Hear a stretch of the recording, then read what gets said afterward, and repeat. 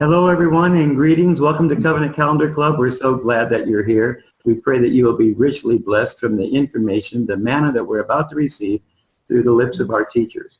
We pray that you'll be richly blessed and share this video with those that you know and love. And we're just going to go ahead and give you a big, warm welcome and a shout out just to say, shall we, everyone? Hello, everyone. Hello. Hello. Shalom. So glad that you're here.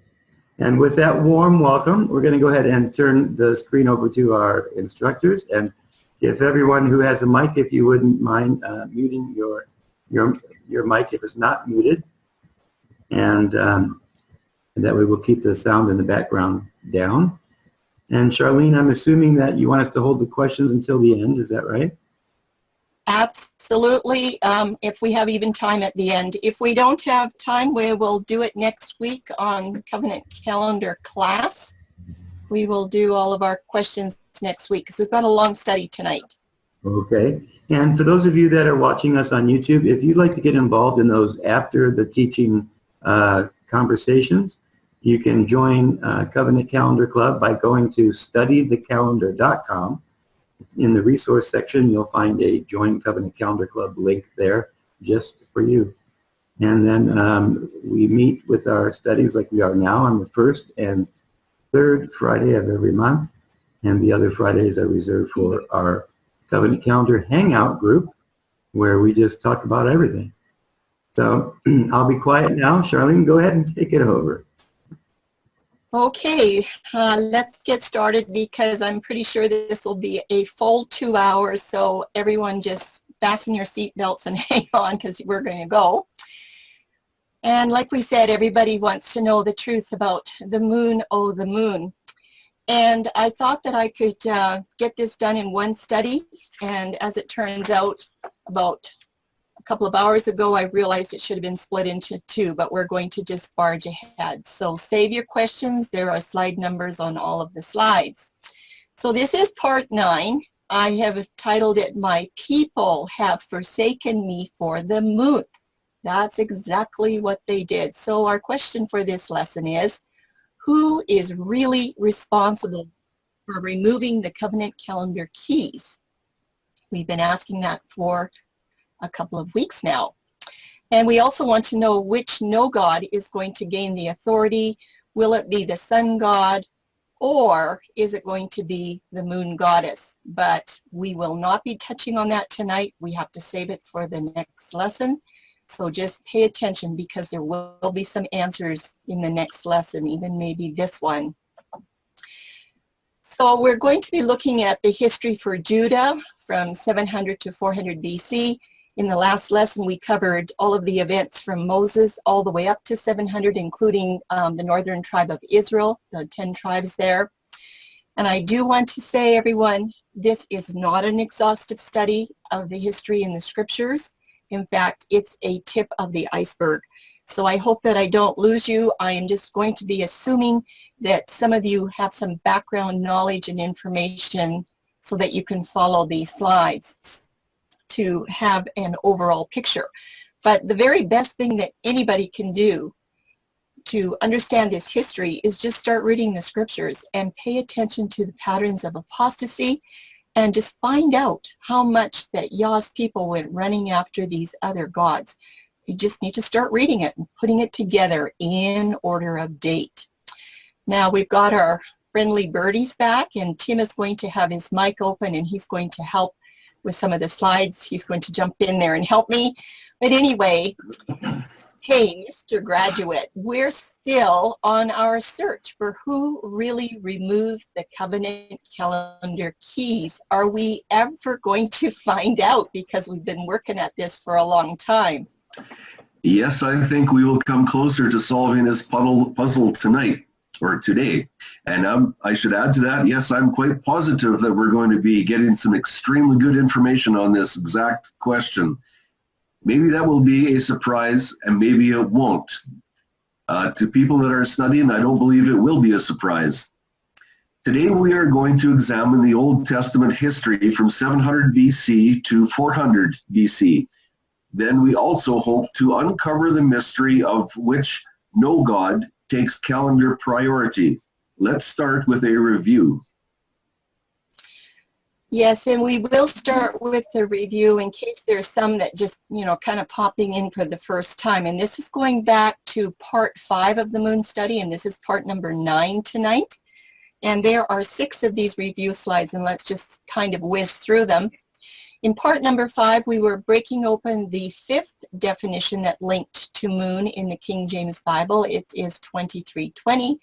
It is Kodesh in the Hebrew, and we have discovered that the 2320 must come into alignment with Moses and Torah as Yahuah's new Kodesh month. It is not Yahuah's new moon. That is man's agenda. So that was a very big study. It's one that you'll want to look at. We also looked in part 5, just very briefly, giving a very short synopsis here on the lexicon challenges.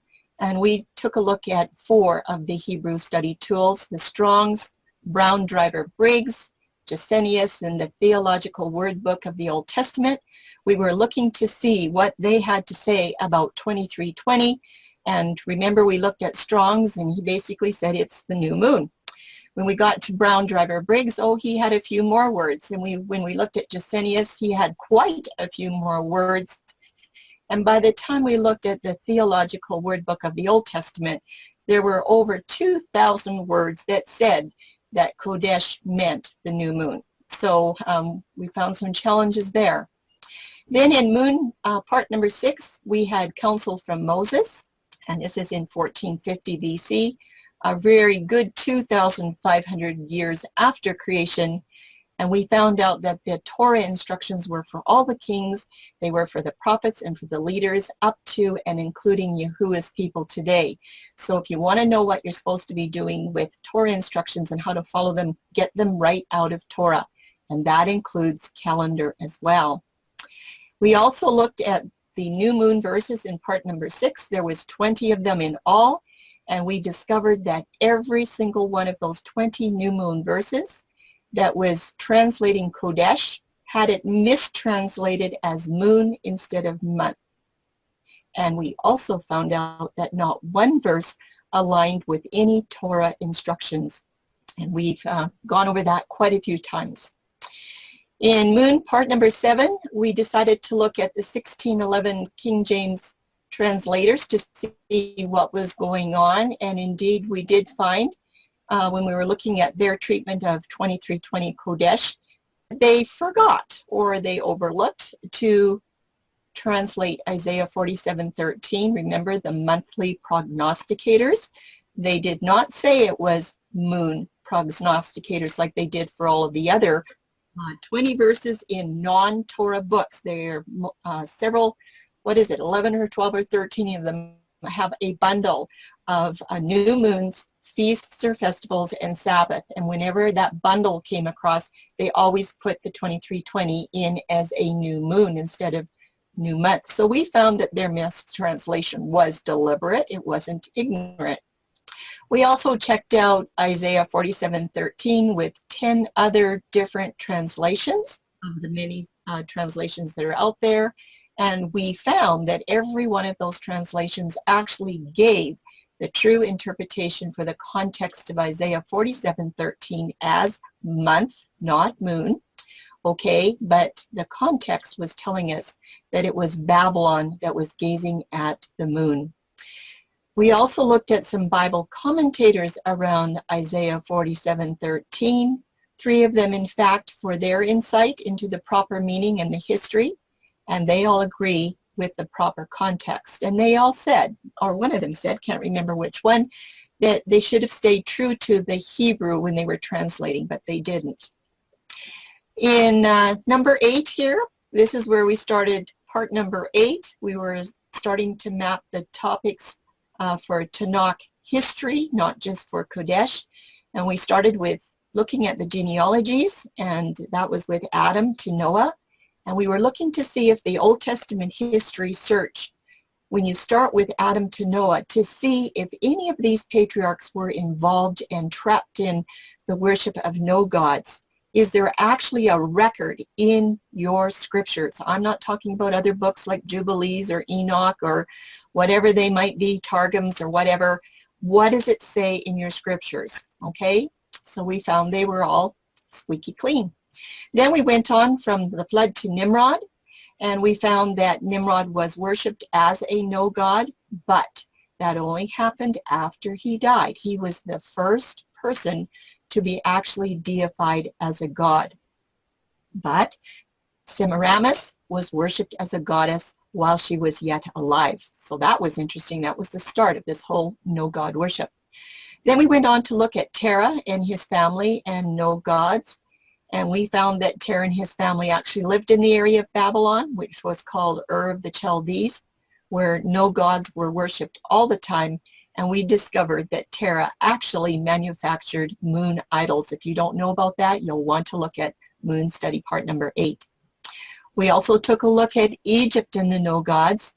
And indeed, Egypt did worship many no gods while Yahuah's people were in bondage down there. And when they made their trek to go on the way to the land of Canaan, at campsite number 11, they stopped at Mount Sinai, and that was located right in moon worship territory. Huge, and that is where they erected their golden calf. You remember that. Lots of interesting information around that. Then we moved on after Moses and Mount Sinai to Joshua. And what about no gods in his area? Well, he was trained under Moses, and Moses was that last Melchizedek priest. I think Joshua had really big boots to fill, and he was asked to make sure that he rid the land of idols. He worked really hard, fought all 20 years, right till the day he died, basically, to clean out the land of these idols so that people would not be enticed to follow them. But at the very end of his book in Joshua, in chapter 24, he pleads with the people to follow Yahuah, because he said, your forefathers were worshiping these no gods. Get rid of them. Get them out of your face, right? We went on to look at the two main no gods that we find in part number 8. And we know that today there are thousands of no gods, and they're worshipped all over the world.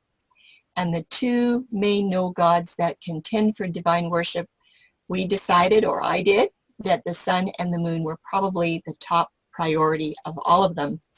We went on to look at groves and a garden. The groves and the trees were specifically designed for the worship of the moon goddess. And I believe that this worship of the no god began with a tree in the Garden of Eden. They would carve all kinds of trees, and they would worship them up in the groves in the high places. Everything revolving around moon worship. Then we went on to Judges and did our trek all the way up to 700 BC. Do you remember all the tables that we had with the history, only some of the history? But from the heels of Joshua's excellent leadership, we find that Judges starts to document the seriousness of the worship of no gods, and they were using pagan calendars. They wouldn't have been worshiping Yahushua. Yahushua's timelines when they're worshiping pagan gods. That just doesn't work, right? But the interesting thing was this happened about 2 years after Joshua died, so they didn't waste any time.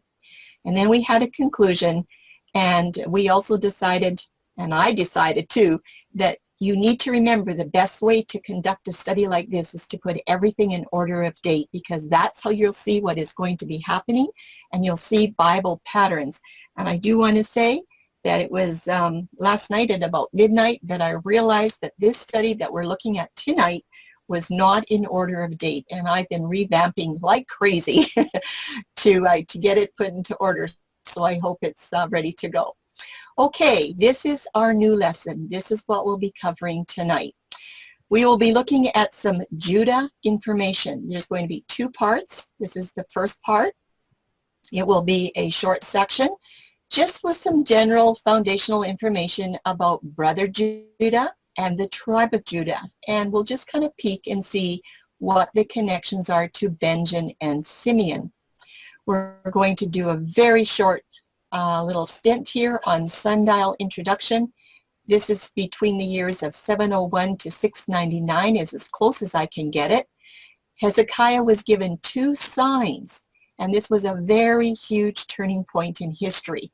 I think this is probably the kingpin of the whole scriptures in order to understand where calendar dating starts, what jubilees are. I haven't had a chance to do it yet, but I think it is the kingpin, this introduction right here. And Hezekiah asked for the sun to go backward. Was that the right choice, to go back 10 degrees instead of forward? He had a choice. Did he make the right choice? We're going to look at that. Then we're also going to do a little bit on some historical records from Velikovsky and Wong documents about what happened around the time of Hezekiah and his Sundial Miracle, because they are indicating that that is when the year length changed from 360 days per year to something else. And 30 civilizations were all in a quandary as what was going on and what to do. So we're going to look at a little bit of that. And then we want to take a jaunt. This is going to be the major part of our study tonight, from Hezekiah in 700 BC to Nehemiah, the Sundial Miracle. I believe, and I believe Tim will be on the same page with me, that this point right here was Yahuah's deliberate attempt to move his people back to his ways of worship. And Nehemiah in this story is the last great reformer, and all of the things that they tried to do to get the people back to Yahuah's way of worship. This is probably about 50 or 60 slides in this presentation. Then we're going to look at the Judah information, like kind of the second part. But this is going to be in the New Testament era, not the Old Testament. It's a really short section, and it has some general information on the tribe of Judah in Judea, and Judas, who is also Judah. His name would be Judah in Hebrew. Judas is Greek. And of course, he's the betrayer. And we want to look at some things that are going on with the non-Jews as well. That is an important piece of this study. Then we're going to pop into Naphtali and Galilee. This is a short investigation between Naphtali, one of the tribes of Israel, and Galilee in the New Testament. And we're going to do this in relation to Judea, or the people in Judah. And we want to find out, is the lawgiver really from Judah or not? And did these areas of Naphtali, Galilee, and Judea honor Yahuah's covenant calendar? I want you to be ready for that. It's a little bit tricky. Then we're going to look at Jerusalem and Pella for just a little bit. Pella was a city in Decapolis, and this is from the cross to 70 AD, and we're just going to do a little tiny bit of work, about 100 years later, and see what happened to Paul and the apostles. Were they honoring covenant calendar during these times? Were they keeping the covenant Torah? What was happening? And especially around the destruction of Jerusalem. Some very interesting information here. And it's going to be in short form because I did not have time to expand it. We have a slide for audience participation. We will not be doing this live tonight. I don't think we'll have time, but I do have the slide there, and I want your thoughts on how the covenant calendar keys were lost and by whom. That is the whole study for this lesson tonight. Who lost these calendar keys, and what's going on? Did the Old Testament history clarify where all of these troubles originated from? We want to know that as well. And if we don't have time to discuss it tonight, let's do it next week at our covenant calendar class or conversation. So, in this study, the search continues for the answers to all of those questions that we have on an investigation of Judah's history tonight. Only Judah, basically. And this is from 700 to 400 BC. And this is all about who else could be responsible for taking away the keys to Yahuah's covenant calendar. Now, we already decided in our last lesson that it wasn't Israel and the 10 tribes. They just were apostatizing. They were on a different calendar, but they didn't take the keys away. We had Samaria listed, but Samaria was part of Israel, and they were just apostatizing. We're going to look at Galilee tonight. We're going to see what happens with Galilee. We also had Judah under suspicion. Remember that? We're suspecting Judah. And are there others? Well, we're not really going to delve into that too much, but we're going to kind of brainstorm. So here we go. Shall we expose the culprit right up front so everyone can follow this problem? Yes, we will. It is Judah. Judah is the one that has taken away the calendar keys. It's the tribe responsible, too, for guarding the sacred oracles. They were supposed to be, but they're the ones that removed the covenant calendar keys to the kingdom. Now, I'm not going to make you guess for 100 slides. I'm telling you right up front, it is Judah, because I want you to know that as we go through the information tonight so that you can connect what is happening. We have 7 parts. Part 1 is just a few scriptural facts. And like I said, it's just going to be a little bit of foundational information on Judah. Now, there's going to be 3 divisions about Judah. We're going to talk about brother Judah. We're going to talk about the tribe of Judah. And I'm talking about the land itself, not the tribes today, but the tribe of Judah in the Old Testament and where they were in the New Testament. And we will be talking about disciple Judah, or Judas as his name is in Greek. Okay, so we'll start out with a little bit on this. I just want you to know a little bit of background about the information connected to all of these Judahs.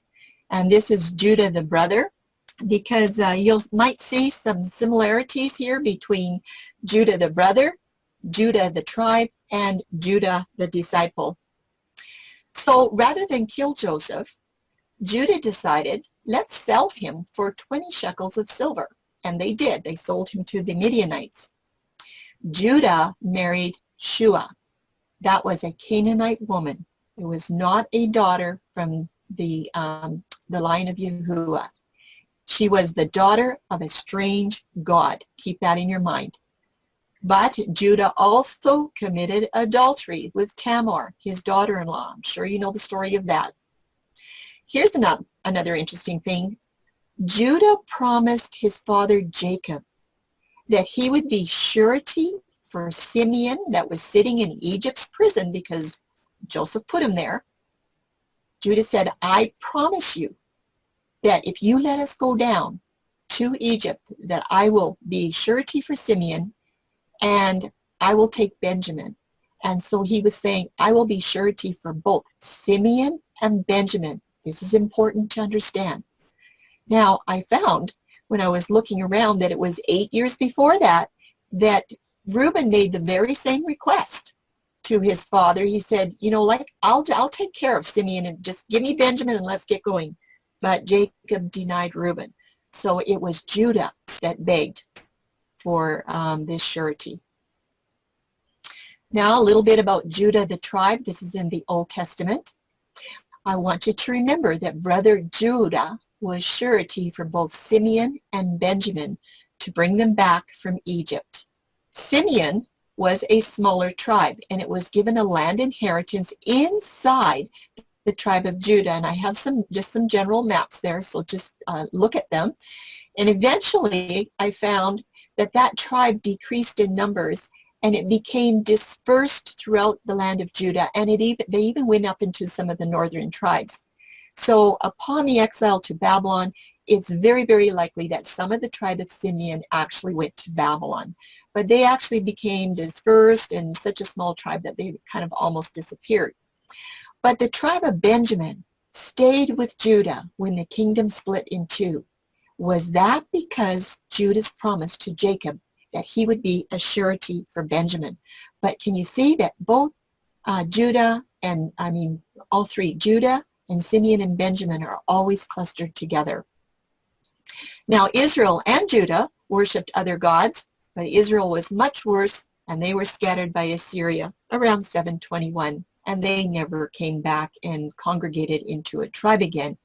Judah received the very same prophetic warnings. This is the tribe of Judah.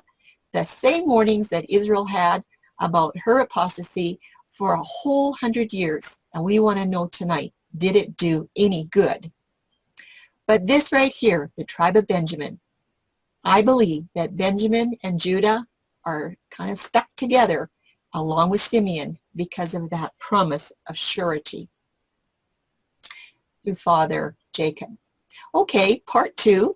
This is a short little part here from 701 to 699 BC, and I'm almost positive that these are the exact perfect dates. We're going to be looking at some sundial introduction, and we're going to be looking at Hezekiah's 2 signs. They're very, very interesting. It was about 701 BC when Hezekiah's sundial event happened, and I absolutely believe this was an Old Testament historical turning point for everything. There are 3 recordings for it, and I also believe that Yahuah allowed this miracle to happen to correct all of the apostasy with the moon goddess, and I'm specifying moon goddess here. And we know that many of the Bible testimonies are recorded 2 times in the scriptures, but Hezekiah, when I've gone through my scriptures, I have found it recorded there 3 times. It's given more attention for this sundial shadow moving backwards 10 degrees. And I know there's a Bible hermeneutic that's worth repeating and remembering. Yes. It says Yahuah does not repeat things of no great consequence. And to me, that means this: when something is given an unusual amount of attention several numbers of times, it's time to take notice. And that is exactly what we're going to do with this sundial event. There is something going on with it. So an important announcement. There were 2 signs given to King Hezekiah. It was around 701 BC. First one, it was the sign for the approaching Jubilee year. That was in Isaiah 37. The second one was the Sundial Miracle in Isaiah chapter 38. These are right close together. One commentary says this, that the extra 15 years that were given to Hezekiah ended with the deliverance of Jerusalem, marking the completion of the 3rd year of the 3rd year sign. This is Jubilee language right here. The Sundial Miracle and other events around Hezekiah connect to the Jubilee calendar, which is used to calculate every 50 years, and there's 150 of these allotted Jubilees. And this right here is something that's connecting to a Jubilee. The covenant calendar is connecting to Jubilee calendar of 50 years, and it's also connecting to a covenant calendar, the one that is used from month to month each year. These are 2 different calendars. Hezekiah's testimony is the only marker in the Old Testament, and it is the only pivotal point that will challenge the pagan moon calendar. And it also establishes the exact year for the years 49, 50, and then the new 1st year of the next Jubilee.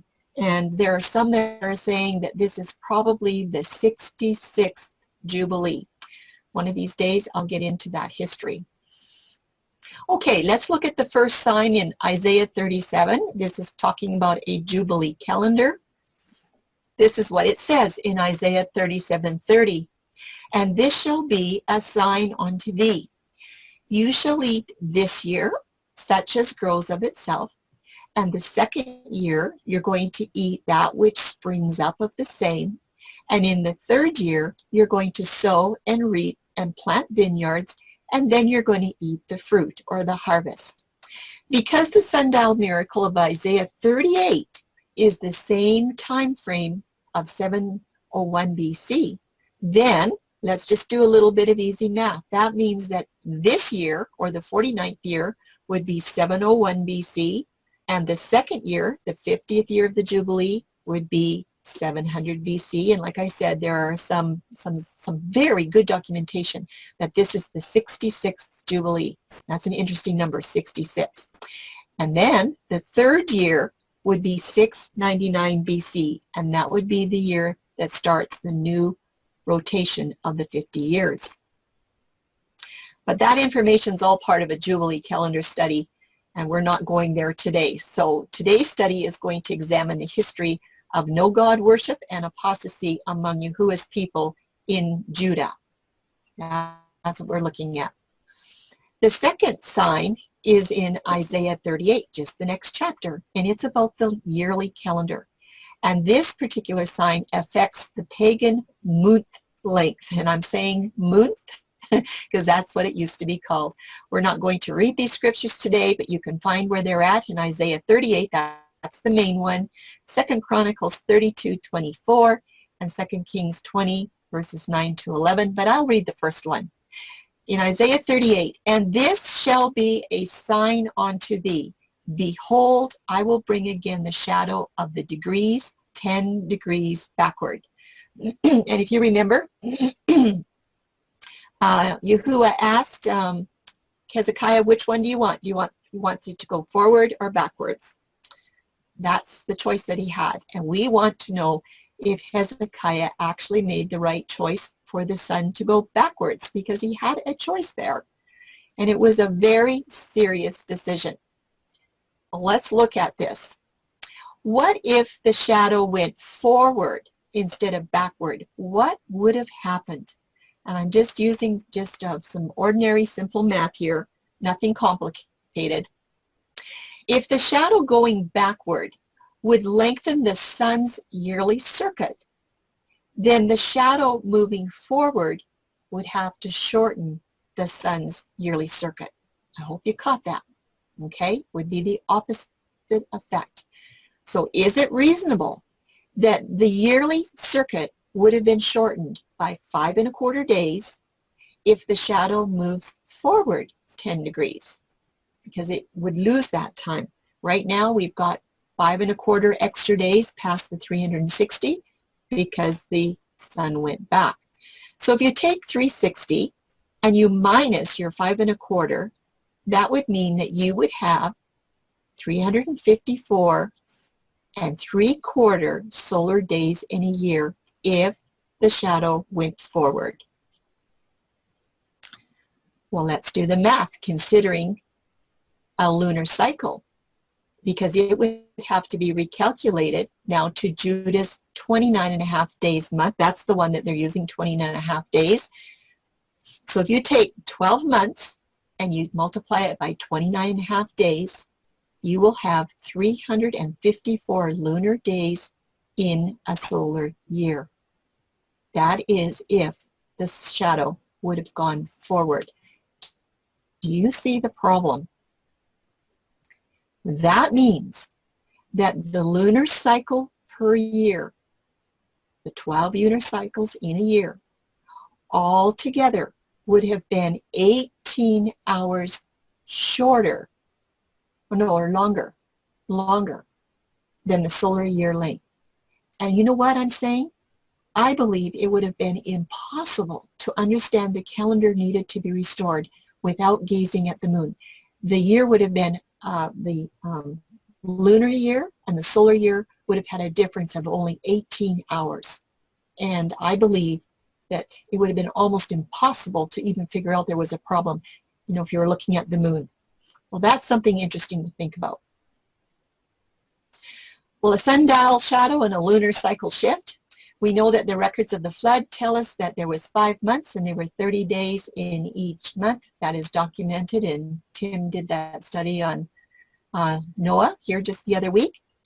The lunar cycle would have been a perfect 30 days from Yahuah's perfect creation. I do not believe at the flood that the lunar cycle was 29.5 days or 27.3 days per month using the sidereal or the synodic month. That's not part of Yahweh's numbering system, but I do believe that the lunar cycle at that time all the way up to the sundial event had 30 days in the moon month. So moon worship was well established among the pagans for a very long time. They were gazing at the moon quite a bit, and Jericho had to be destroyed because it was one of those moon worshiping cities. That Sundial Miracle did affect the lunar cycle. It had to have, by reducing the lunar cycle from 30 days per month. And remember, we've talked about this. The sidereal month is, a moon month is 27.3 days, and the synodic one is 29.5 days per cycle, and the Jews have chosen to go with the synodic moon month rather than the sidereal one because it's closer to the 30-day month. It works with their calendar a little bit better. But the 27.3 is the true cycle of the lunar month. Yahuah altered the length of the lunar cycle at this time to separate the pagan month and all of those worship practices from the beginning of his festal months. I believe that he just said, you know what, enough is enough. So this moon is not going to have 30 days per month anymore. And I think he was hoping his people would get it. But they didn't. We're going to find that out tonight. Okay, part 3 is a little bit of secular historical records from Velikovsky and Wong and their documents of calendar history. And Yahuah's apostate people would have had the same challenges as the ancient civilizations around this time of 700 BC. There's a little bit of reading to do here. I'm just going to plow through it. Velikovsky writes, and this is from 1950, he shows that at the time of the Exodus, there were 30 different cultures that had the same calendar of 12 months, and they all had 30 days per month for a total of 360 days per year. That 360 was a very, very special number in all of these ancient civilizations. These 30 world cultures were in an upheaval, and it lasted about 50 years, when the days of the month and the year were in flux before they actually settled down to 365 and a quarter day year, and the lunar month they're saying is 29 and a half, whatever. It wasn't 30 days anymore. But there was some flux going on for quite a while till they could figure it out. Velikovsky claims that the historically recorded time of the calendar change, where the civilizations were trying to figure out what was happening with their year because it wasn't 360 days anymore, that this was between 725 and 675 BC, a whole 50 years trying to figure out what is happening here. I think it was in flux. Maybe not every single year had 365 and a quarter days, and of course they didn't know what to do with the quarter day anyway. And he's got a theory that this all happened because there was something that came and caused the Earth to change its orbit. Of course, he believes in globe Earth there, going around the sun, and we have a little bit of a different idea on that. But anyway, that's what he was thinking, that it had to have been something that changed it. But you know what? There could have been something that flew through the atmosphere and put things all out of circuit when the moon actually went backwards 10 degrees. It definitely affected the moon's circuit. There is no doubt about that. Now, Dale Wong, he published some information in 2006. He's calculating Hezekiah's sundial sign to be around 713 BC. He's in the same general area. I'm favoring 701 myself. And he's suggesting that Yahuah actually moved the orbits of the Earth and the moon to accomplish this whole thing as well. They're all just, grasping at straws. But it was an alternative idea to the catastrophe that Velikovsky talks about. However, both of them do show that the year change happened right about the same time, plus or minus a few years. So this is where both of these men agree. They agree that there were 30 cultures around the world that used a 360-day year, and they all had a 30-day month before 713 BC. Don't forget, the Exodus was around 1450 BC, so we're around 700 years later.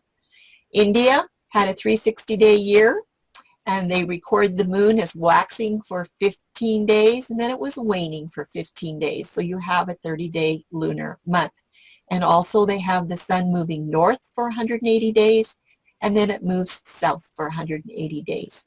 And later, the Vedas record the year was reformed to 365 and a quarter days. That was in India. Ancient Persia had a 360-day calendar. And later, when they reformed their calendar, they added 5 Gatha days. They called them days of prayer. They didn't know what to do with them. The Sumerians had a 360-day year and a 30-day month. Hey, the Babylonians, they adopted the Sumerian calendar.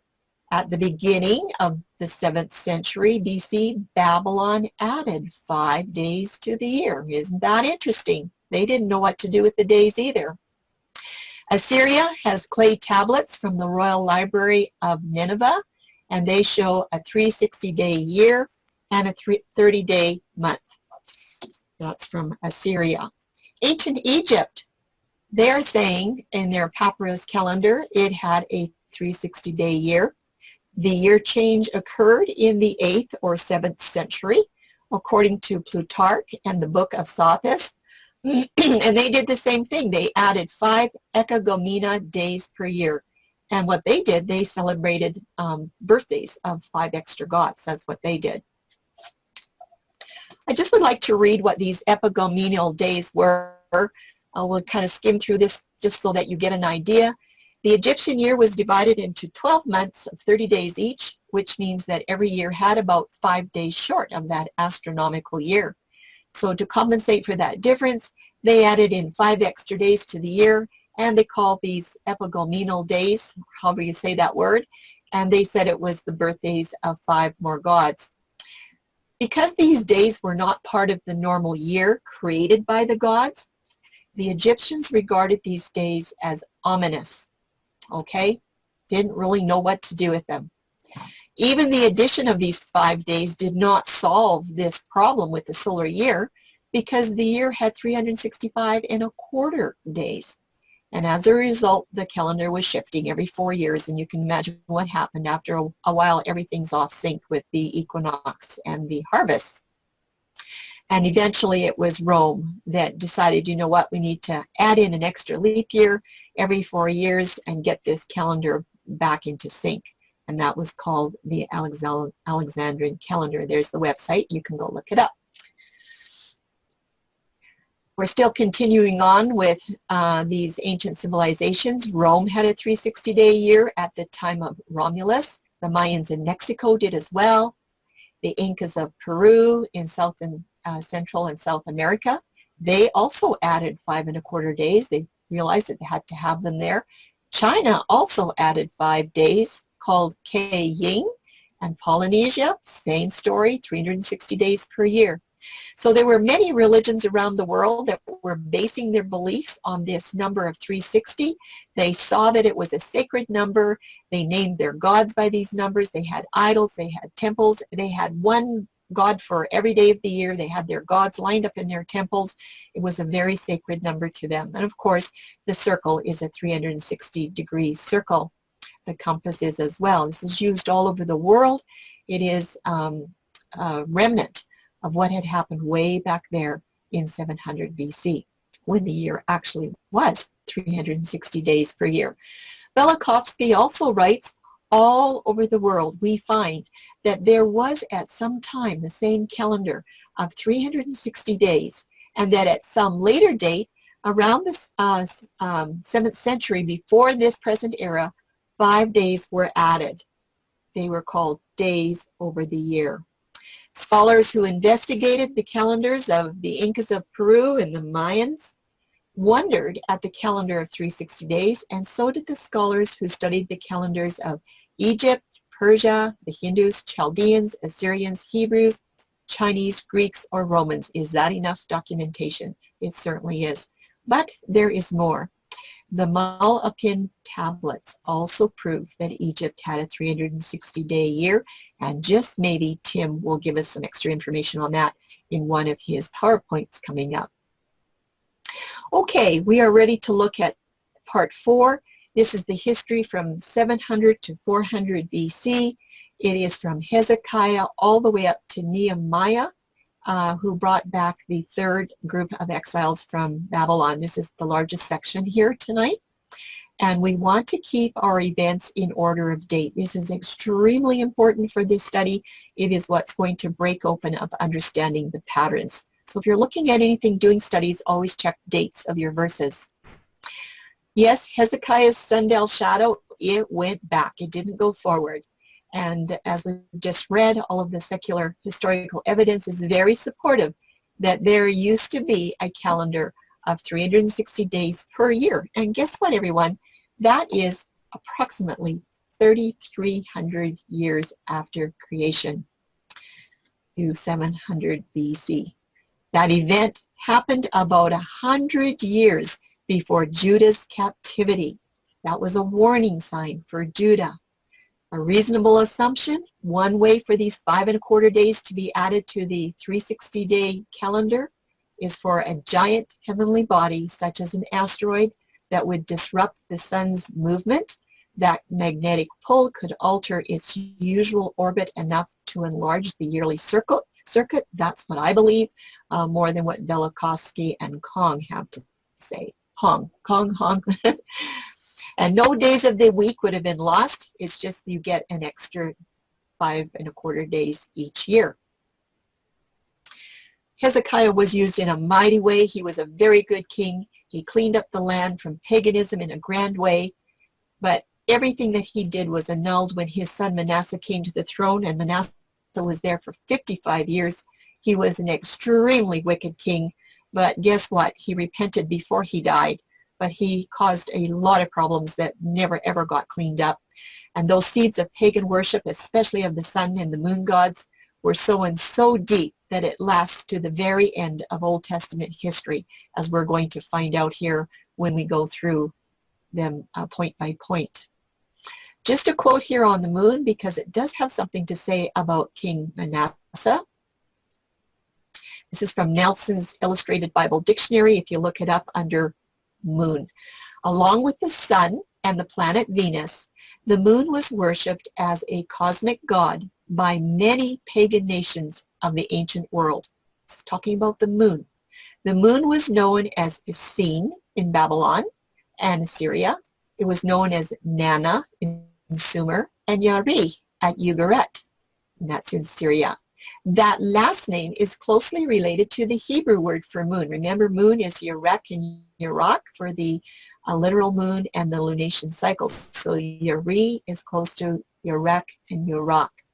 While the worship of the moon and any other natural phenomena was strictly forbidden among the Hebrews, remember from Deuteronomy chapter 4 and chapter 17, there's very, very clear command not to be worshiping these heavenly bodies. But King Manasseh, he established the cults of all the host of heaven, presumably including the moon, in the court of Solomon's temple. You'll find that in 2 Kings. So King Manasseh got those roots going down very, very deep.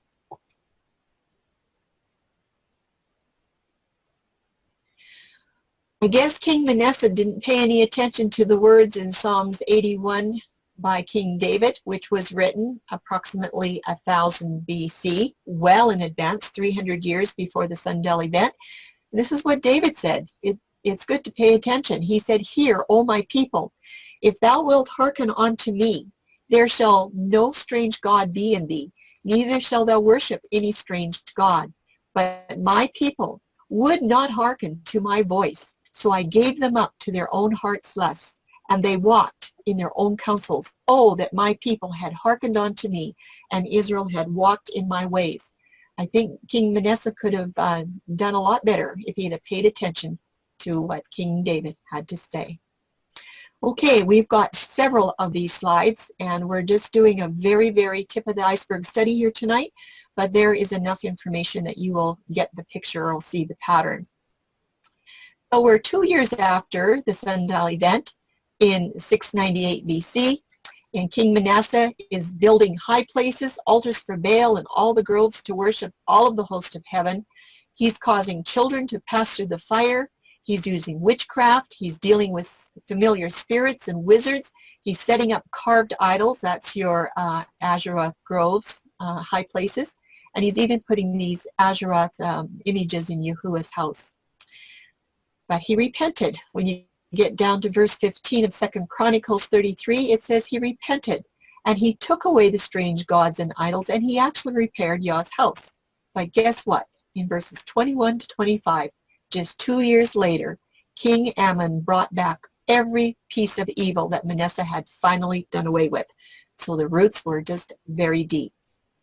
We're moving now up to 640 BC, where King Josiah was one of those good kings that Judah had, and he alerts Yahuah's people that there's going to be consequences for burning incense to other gods if you do not repent. He said, you're going to have to pay the consequences, and we all have a choice about that.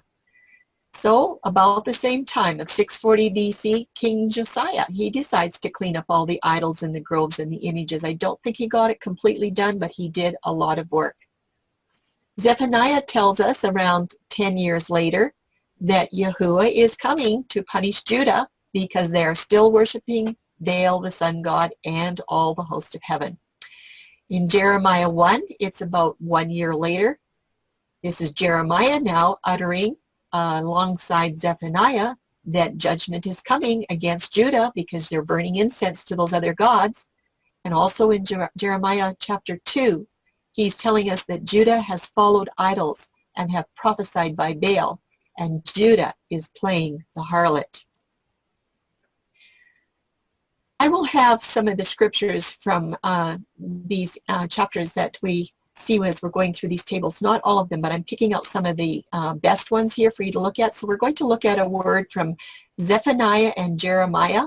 This is from 630 and 629 area. And just see what some of these words actually say. Zephaniah 1. I will stretch out my hand upon Judah, upon all of the inhabitants of Jerusalem, and I will cut off the remnant of Baal from this place, and them that worship the host of heaven on their housetops, and them that worship and swear by Yahuah, and those that swear by Malcolm. Remember, that was the one that took the babies and living babies in the molten arms. They offered their babies to Malcolm. And he says, and them that are turned back from Yahuah, and those that have not sought him or inquired for him, it shall come to pass in the day of Yahuah's sacrifice that I will punish the princes and the king's children and all such that are clothed with strange apparel. This is the apparel of strange gods. He's saying consequences are coming. Jeremiah speaks and warns Judah. This is about 1 year later. As if Zephaniah wasn't clear enough, Jeremiah is saying, thus saith Yahuah, what iniquity have your fathers found in me, that they are gone far from me, and they've walked after vanity. He says, you have defiled the land, and you made my heritage an abomination, a very strong word. And the priests didn't say, where is Yahuah? And they that handle the law knew me not. The priests did not know who the lawgiver was. And the pastors also transgressed against me, and they walked after things that do not profit. Wherefore I will yet plead with you, saith Yahuah, and with your children's children I will plead. And Jeremiah goes on to say, has a nation changed their gods, which are yet no gods? So he's saying, have the other nations changed out their gods for somebody different? No, they didn't. But he said, my people have changed their glory for that which does not profit. For my people have committed two evils. They have forsaken me. They have hewed them out cisterns, broken cisterns that hold no water. Hast thou not procured this unto thyself, in that thou hast forsaken Yahuah thy Elohim, when he was leading you by the way? Your own wickedness is going to correct you, and your backslidings is going to reprove you. This is the consequences. Know therefore and see that it is an evil thing, and it is bitter, that thou hast forsaken Yahuah your Elohim, and there's no fear in you. For of old time I have broken that yoke and burst thy bands, and thou saidst, I will not transgress. And this is what they were doing. Upon every high hill and under every green tree, they were wandering around playing the harlot. It doesn't get very much clearer than that. This is Judah. Yeah, I've left this part blank because we've already done it. Those are the scriptures we just read for 640 to 630 and 629. And in 2 Kings, King Josiah, about 5 years later, or 15 years later from the 640 BC, he rises up again to clean up the idols and groves and images that were being worshipped to all the host of heaven. And he once again tried to put away the consulted mediums, all these household gods, and he got rid of the idolatrous priests, and he burned down the incense onto Baal. He just worked really, really hard to get it cleaned up. But you know what? Those roots are so deep. Well, let's look and see if there's another word from Jeremiah. Yes, there is. I love this in chapter 6, verses 16 to 17. This is where Jeremiah is counseling the people to stay with the old paths. This is approximately 612 BC, about 6 years before Babylon came the first time. And he said, "Thus saith Yahuah, stand ye in the ways, and see, and ask for the old paths." What are the old paths? It's those Torah truths, okay? "Where the good way is, and walk therein, and you shall find rest for your souls." But they said, "We will not walk therein. And I set a watchman over you, saying, hearken to the sound of the trumpet." But they said, "We will not hearken. We're not interested." But guess what? There's going to be consequences, because Babylon is on the way, and Babylon is going to arrive. Take them into captivity. We're going to look at a chart now from 610 to about 600 BC. We just had Jeremiah's prophecy 2 years before. And here in chapter 10 and chapter 12, Jeremiah is saying, "Learn not the way of the heathen by cutting and setting up a tree." This is the Ashtoreth pole. He's saying there's false shepherds, and they're teaching Yahuah's people to swear by Baal. He said, don't do that. That's the ways of the heathen. And right after this is when Babylon shows up on the scene about 606 BC. Jeremiah goes on to say in chapter 19, about a year later in 605, he's talking about their high places to Baal. They're building passes for their children to go through this fire to Molech. Just imagine that. 5 years later in Jeremiah again, he's saying that Judah is still worshiping other gods. This must have been back in Judea, maybe in Babylon as well. They're still burning incense to Baal. Now they're making cakes to the Queen of Heaven, which is the moon goddess. That links to Babylon. And again, they're burning their children in the fire. I'm sure that Babylon was doing it too. And he also says in Jeremiah 8, and this is about 600 still, Jerusalem has loved to worship the sun, the moon, and all the host of heaven. It doesn't get any clearer than that. Again, in Jeremiah 8:2, he's saying that the bones of Judah's leaders are going to be spread before the sun and the moon and all the host of heaven, because that is the gods that they loved and served. Those are the gods that they walked after and sought, which they worshiped. They weren't seeking after Yahuah. He said, your bones are going to be scattered before the sun and the moon. And he also said in verse 19 that Jerusalem, okay, Jerusalem, this isn't talking about Judah in Babylon. Jerusalem has provoked Yahuah to anger with her carved images and foreign idols. That's talking about your moon goddess there again. Jeremiah 9, he's saying Judah has walked according to the imagination of their own heart, following Baals, just like their fathers taught them. This is all deeply rooted. And there in Jeremiah 11, both the house of Israel and Judah had gone after these other gods to serve them and worship them. And the question is, do you want to guess which gods they were serving? And in Jeremiah 12, there was prophets in Samaria that were prophesying in Baal and causing Yahuah's people to sin. Well, Samaria was a little bit worse than Judah, wasn't she? Or was she? We're going to find out. So apostasy just gets worse and worse as time marches on, more severe. Well, just a little map about Israel and Judah's exile. I think it's good to look at some maps. You can see that the red arrows are indicating where Israel was dispersed by Assyria. Israel did not return to their land. They remained scattered eventually, picking up the tag of Gentiles. But then along comes Jeremiah 13 in 602 BC. This is 4 years after the first exile. And this is what he writes this time in Jeremiah 13. I have seen your adulteries and your nayings, the lewdness of thy whoredom, thine abominations on the hills and in the fields. Woe unto thee, O Jerusalem! Wilt thou not be made clean? When shall it once be? But guess what? Babylon is coming back. nothing was taken care of. They did not try to change their ways at all.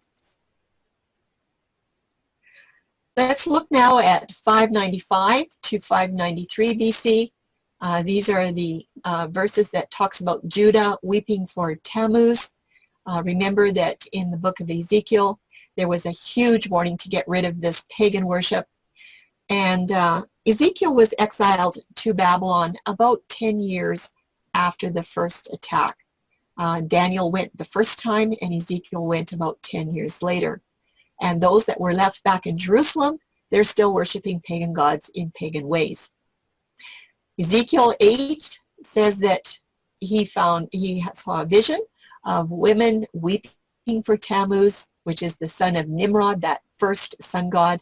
And guess what? The priests' backs are facing the temple, and their faces are towards the east, worshiping the sun.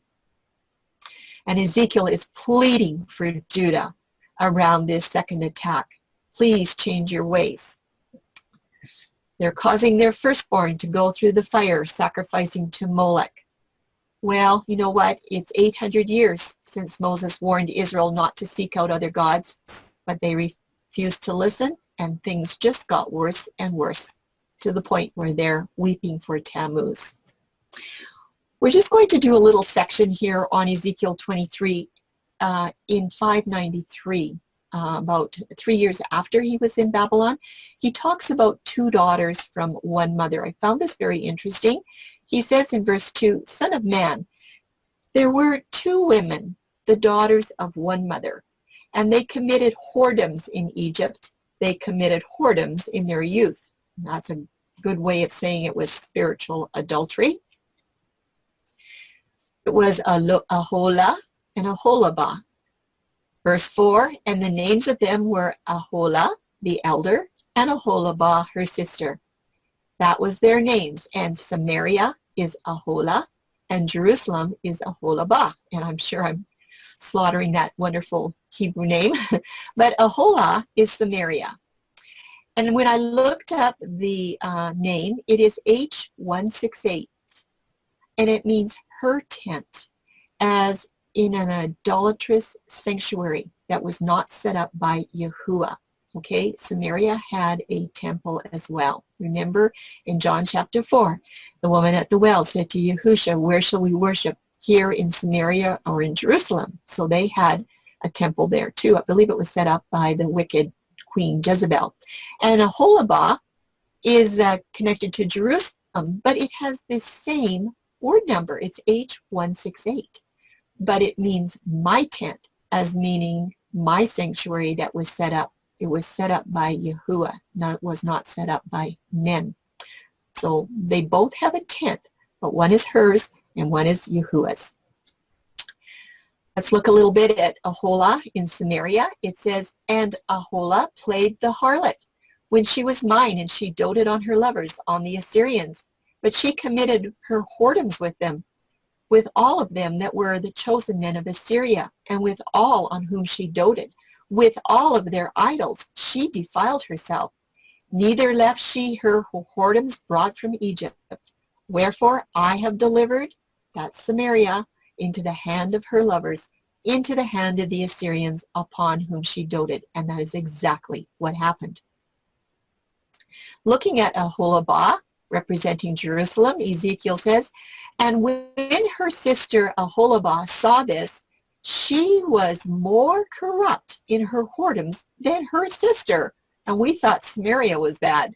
Well, this is what Jerusalem is doing. She's doting on the Assyrians, which were the neighbors. And then he says, "I saw that she was defiled, and that she increased in her whoredoms, after the manner of the Babylonians, of the Chaldeans. And she doted upon them and sent messengers unto them in Chaldee." So Jerusalem is not only courting with Assyrians, also with Babylonians. Ezekiel goes on to say, "And the Babylonians came to her, and they defiled her with their whoredoms, and she was polluted with them.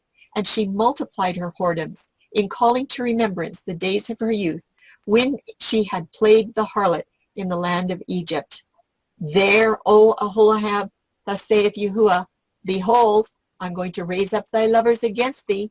I'm going to bring them against you on every side. And I'd like to say again, and sure enough, the Babylonians and all the Chaldeans, you can see the whole list, they all came back to get Jerusalem. Well, will Judah change? Between Ezekiel 23 in 593 there in Babylon, will the tribe of Judah change her ways by the time Malachi writes in 397 BC, about 200 years later? They sure had a lot of warnings. Will Judah make a change? And my question is, can a leopard change its spots? We'll see our friendly leopard a couple times in this PowerPoint. We're up to 590 BC now, and there's still a lot of pleas for Judah. This is after the second exile. And a little bit of a review on Jeremiah. He had been confirming what was happening back in Jerusalem after the first attack in 606.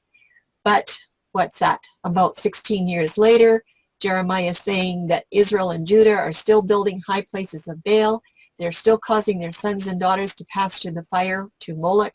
They're not paying any attention to the consequences that are going to come. And then in Jeremiah 44, he's saying Babylon's going to burn Judah's houses because they've offered incense to Baal, and they're pouring out their drink offerings to other gods instead of to Yahuah. And they've done this right from their youth. Lamentations, Judah is saying, Jeremiah is saying Judah has cooked her own children for their food. Imagine, that is an abomination that I don't understand. Jeremiah is verifying how very deep Judah's apostasy went to burning and eating their children, seeking the pagan feasts, honoring the sun god and the moon goddess. Worse than Samaria. Let's move up 5 years to 585, where Judah is coming under the third attack, and because she has been burning incense to the Queen of Heaven, she's in trouble. Attack number 3. And with a little bit of research, you can find that this Queen of Heaven is also known as Isis, and the Catholic Mary that is linked to Mariology. They all claim this title, Queen of Heaven. So what happens when Judah returns to Jerusalem and to Judah? Will the Queen of Heaven become Judah's new contaminated Shekinah glory? Yes, go and search it out. Will she? So, a little look at Judah before, during, and after Babylon. She's carried off to Babylon about 100 years after that 360-day creation calendar went astray. Pagan Babylon had long been worshiping the sun coming up and going down. Babylon was worshiping the moon as well, and all the other heavenly bodies in the heavens. And Israel and Yahuah's people today are commanded not to do any such thing, but they certainly were back then. So here's a question.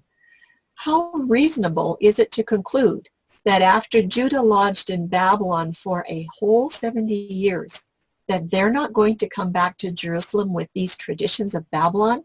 And would those traditions end up replacing the divine requirement for the month commencement of the festivals from Yahuah's covenant calendar calculation and exchange it for the moon month calculation of the pagan Babylonians? Do you think that's a possibility for that to happen over a period of 70 years? Remember, sighting the crescent moon happens near the setting of the sun. This factor alone shows how easy it was for Judah to completely accept and adapt to sunset beginning their new day and the crescent moon beginning their new month. After all, that apostasy had been practiced for 800 years since Joshua died. It was well rooted. Here's an interesting historical quote. It's from Roland de Val in his book, Ancient Israel, Volume 1. He was actually a Jesuit priest, and when he was doing some study of scriptures, and I haven't read all of his 2 books yet, just kind of poked around in them a little bit, but from what I understand, what he found in his study of the scriptures, he denounced his priesthood of the Catholic Church and he left. He put his writings into secret, he sealed them up, and they were brought out sometime later. And you can get these books, I don't know what they say from cover to cover, but anyway, this is what he has to say here. He says, compare the story of Josiah's reform. And this is in 641 to 642 BC, okay, approximately 40 years before Babylon shows up, with that of the capture of Jerusalem in 599 BC. Possibly, too, this was the time when Judah began to reckon the day from evening to evening and the months from the appearance of the new moon at sunset. 599, that was right after the Babylonian exile, the first one, the first attack. But I do believe that they were already doing this well in advance. It just got cemented. All this points to the adoption of the Babylonian calendar and is explained by the historical circumstance that under Joachim, son of Josiah, the kingdom of Judah became a vassal state of Nebuchadnezzar. So you'll find this history all over the place. Well, let's just take a look. They are coming back from Babylon, and Ezra is pleading for Judah. In chapters 9 and 10, I'm just doing a summary here. This is not what the verses actually say. But the princes came and told Ezra, they said the people of Israel, the priests and the Levites, they're not separating themselves from the pagans. They're doing according to their abominations of all these pagan nations. Canaanites, count them, Canaanites, Hittites, Perizzites, Jebusites, Ammonites, Moabites, Egyptians, and Amorites. There's 8 of them. And they were telling Ezra they've taken daughters of no gods for themselves, and they're mingling holy seed with paganism. Of course, Ezra was really upset about that. He rent his garment and started to pray. He said that the iniquities are increasing over their head again, and these people need to have forgiveness. He said, we've been in trespass for a long, long time, and for all of these iniquities, Judah was delivered into the hand of the pagan nations because we were doing this stuff. But Yahuah has extended mercy and grace to everybody. And then Ezra asks Yahuah, what shall we say? For we have forsaken thy commandments when you commanded us not to give our daughters unto pagan men, neither to take pagan daughters for our sons. What are we going to do? What shall we say? He goes on to say that he confesses the punishment for all the evil deeds. It was way, way less than what they ever deserved to get. Well, Yahuah was merciful. Ezra acknowledges that they need to repent of this, that if they should repeat that abomination with the pagan nations, that Yahuah is going to have a real right to be angry and consume them completely. Remember, he almost did that once in the wilderness. But Ezra is thankful that Yah is righteous and the people have been able to escape. Then in chapter 10, there's a little bit where it says that he prayed and he confessed and he wept, and the people agreed that they had trespassed, and they did make a covenant with Yahuah on that day to put away their strange wives. We are looking at about 457 BC.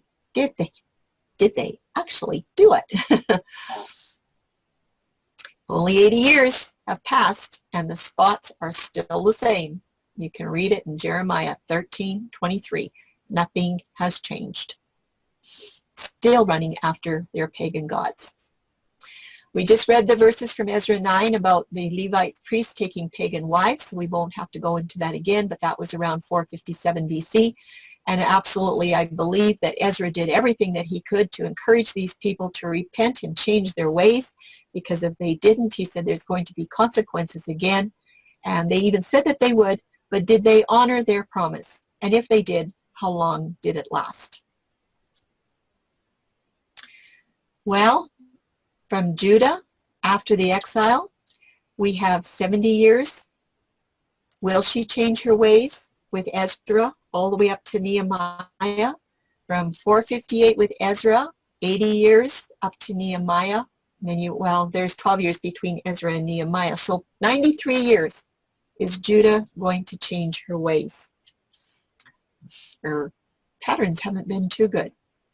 I just want to put a little note here about some secular historical quotes, because I've come across this quite a bit. You can find all kinds of historical quotes in records of libraries and the internet to support any kind of calculation you want for a festival calendar. It doesn't matter if your calendar is right, really, really bad, or somewhere in between. You can find a quote to support it. But that does not mean that those quotes are divinely inspired or that they can be fully trusted. Because secular historical quotes are very important.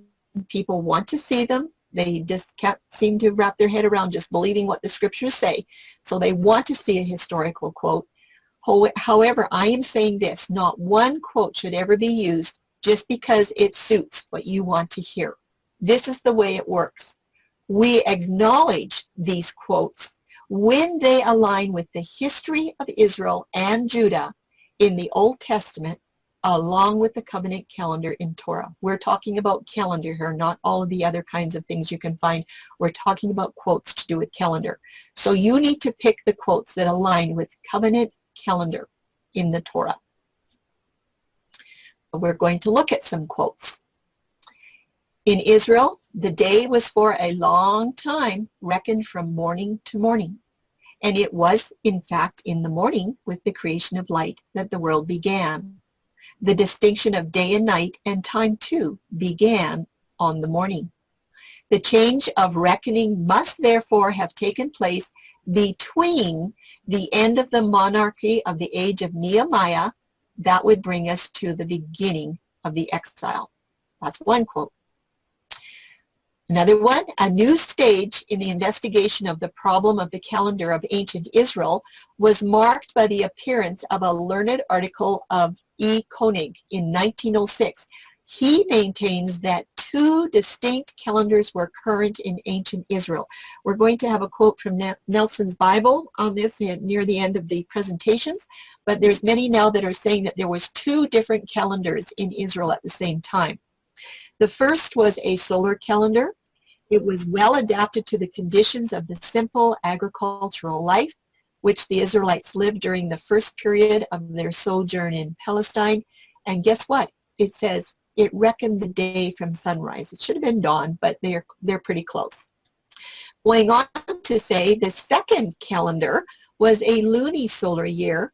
The day now quite naturally was being reckoned from sunset.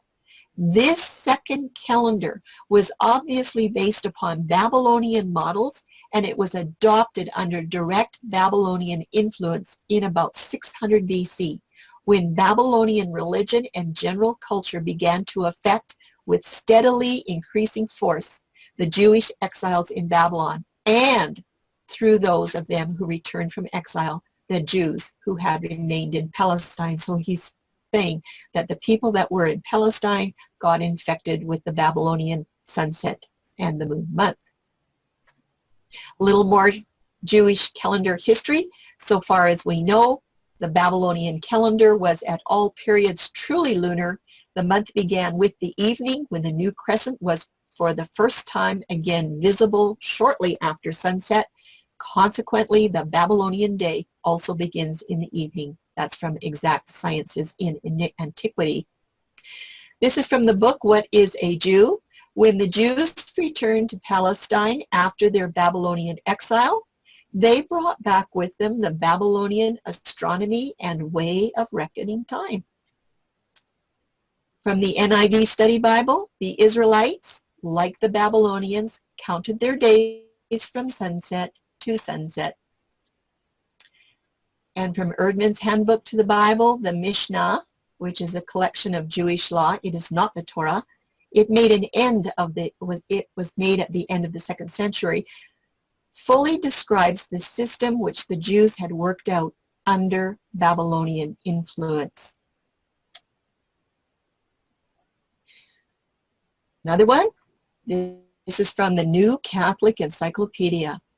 Days were reckoned from morning to morning, following the reign of King Josiah, and especially after the Babylonian exile. A number of significant and enduring changes occurred in the Israelite calendar, showing that the Jews gradually adopted the Babylonian calendar of the time. The 7-day week, that didn't get changed. The day, however, was counted from evening to evening after the Babylonian fashion. Our friends the Catholics have their history right according to Torah. And this is from Delitzsch. Among the ancient Israelites, as among the Greeks, the day was reckoned from sunset to sunset. This was the custom also of the Gauls and the ancient Germans, and was probably connected originally, look at this, with the cult of the moon. There is, however, evidence that this was not the custom at all times. Wasn't that way right from the very beginning. Let's look at Nehemiah. We're at 445 BC. He's warning Judah as well. He has witnessed Judah treading the wine presses. This is in chapter 13, verse 15. And they are also selling all kinds of produce on Sabbath. This is 93 years after the Babylonian captivity, after coming back. The merchants were also there selling their wares in Jerusalem on Sabbath. And Nehemiah confronted the leaders and he said, why are you profaning the Sabbath in this evil way? And then he says, this was exactly what their ancestors had done, and that's why you went to exile in the first place. Like, what are you doing? I would have said the same thing. Oh dear, we better get that last verse there. Nehemiah commanded from then on that the gates of the city should be shut as darkness fell every Friday evening, and they were not to be opened until the Sabbath ended, because he didn't want any more abomination with these pagan nations coming in and telling them that they could do this stuff. He said, this is enough now. In verse 20, he said, the merchants are going to be arrested if you even come near this city wall, so you better stand back and get off the holy ground, right? But Nehemiah also noted, remember, this is 92, 93 years after Babylon, that Judah has married women from Ashdod, Ammon, and Moab. Remember what I said? First it's idolatry, then it's adultery, then it's idolatry. And he made them swear that they would not let their children intermarry with the pagan people. Remember, just 12 or 15 years before, Ezra had gone through the same thing with the people told Ezra, the priests, they're doing this. They're marrying pagan women. And Nehemiah said that's exactly how we got into trouble. And Solomon did the same thing. So he prays for forgiveness, and he wants to purge out all of these foreign things and get back to the way it's supposed to be. But you know, the patterns always repeat. You will see this when you read your scriptures. Well, did Judah change her spots yet? I have to say hardly. Not very much. Let's just move forward from 435 to 397 as we wrap up. We're getting near the end here of this history. This is Judah's third return from Babylon. And we already read that Nehemiah said that they were marrying all these wives of pagan gods. And in Malachi 2:3, written approximately 397 BC, Yahuah is going to take away the dung of Judah's solemn feasts. And these are absolutely pagan feasts. Malachi is the last book in the Old Testament. It's the last witness that we have just before there is complete silence. It's the very last record that verifies how very deep the apostasy went, and Judah was taken captive due to not honoring Yahuah's worship statutes. And once those exiles returned, it was less than 140 years for them to once again be honoring the pagan feasts. They just turned around and repeated the pattern. There are some final words from Malachi to Judah in chapter 2. The whole chapter is excellent. We're just going to pick out a few verses today. These are the last words to Judah of the whole Old Testament. O now, O ye priests, this commandment is for you. If you will not hear, and if you will not lay it to heart, to give glory unto my name, saith Yahuah of hosts, I will even send a curse upon you, and I will curse your blessings. But you are departed out of the way. That's number 1870.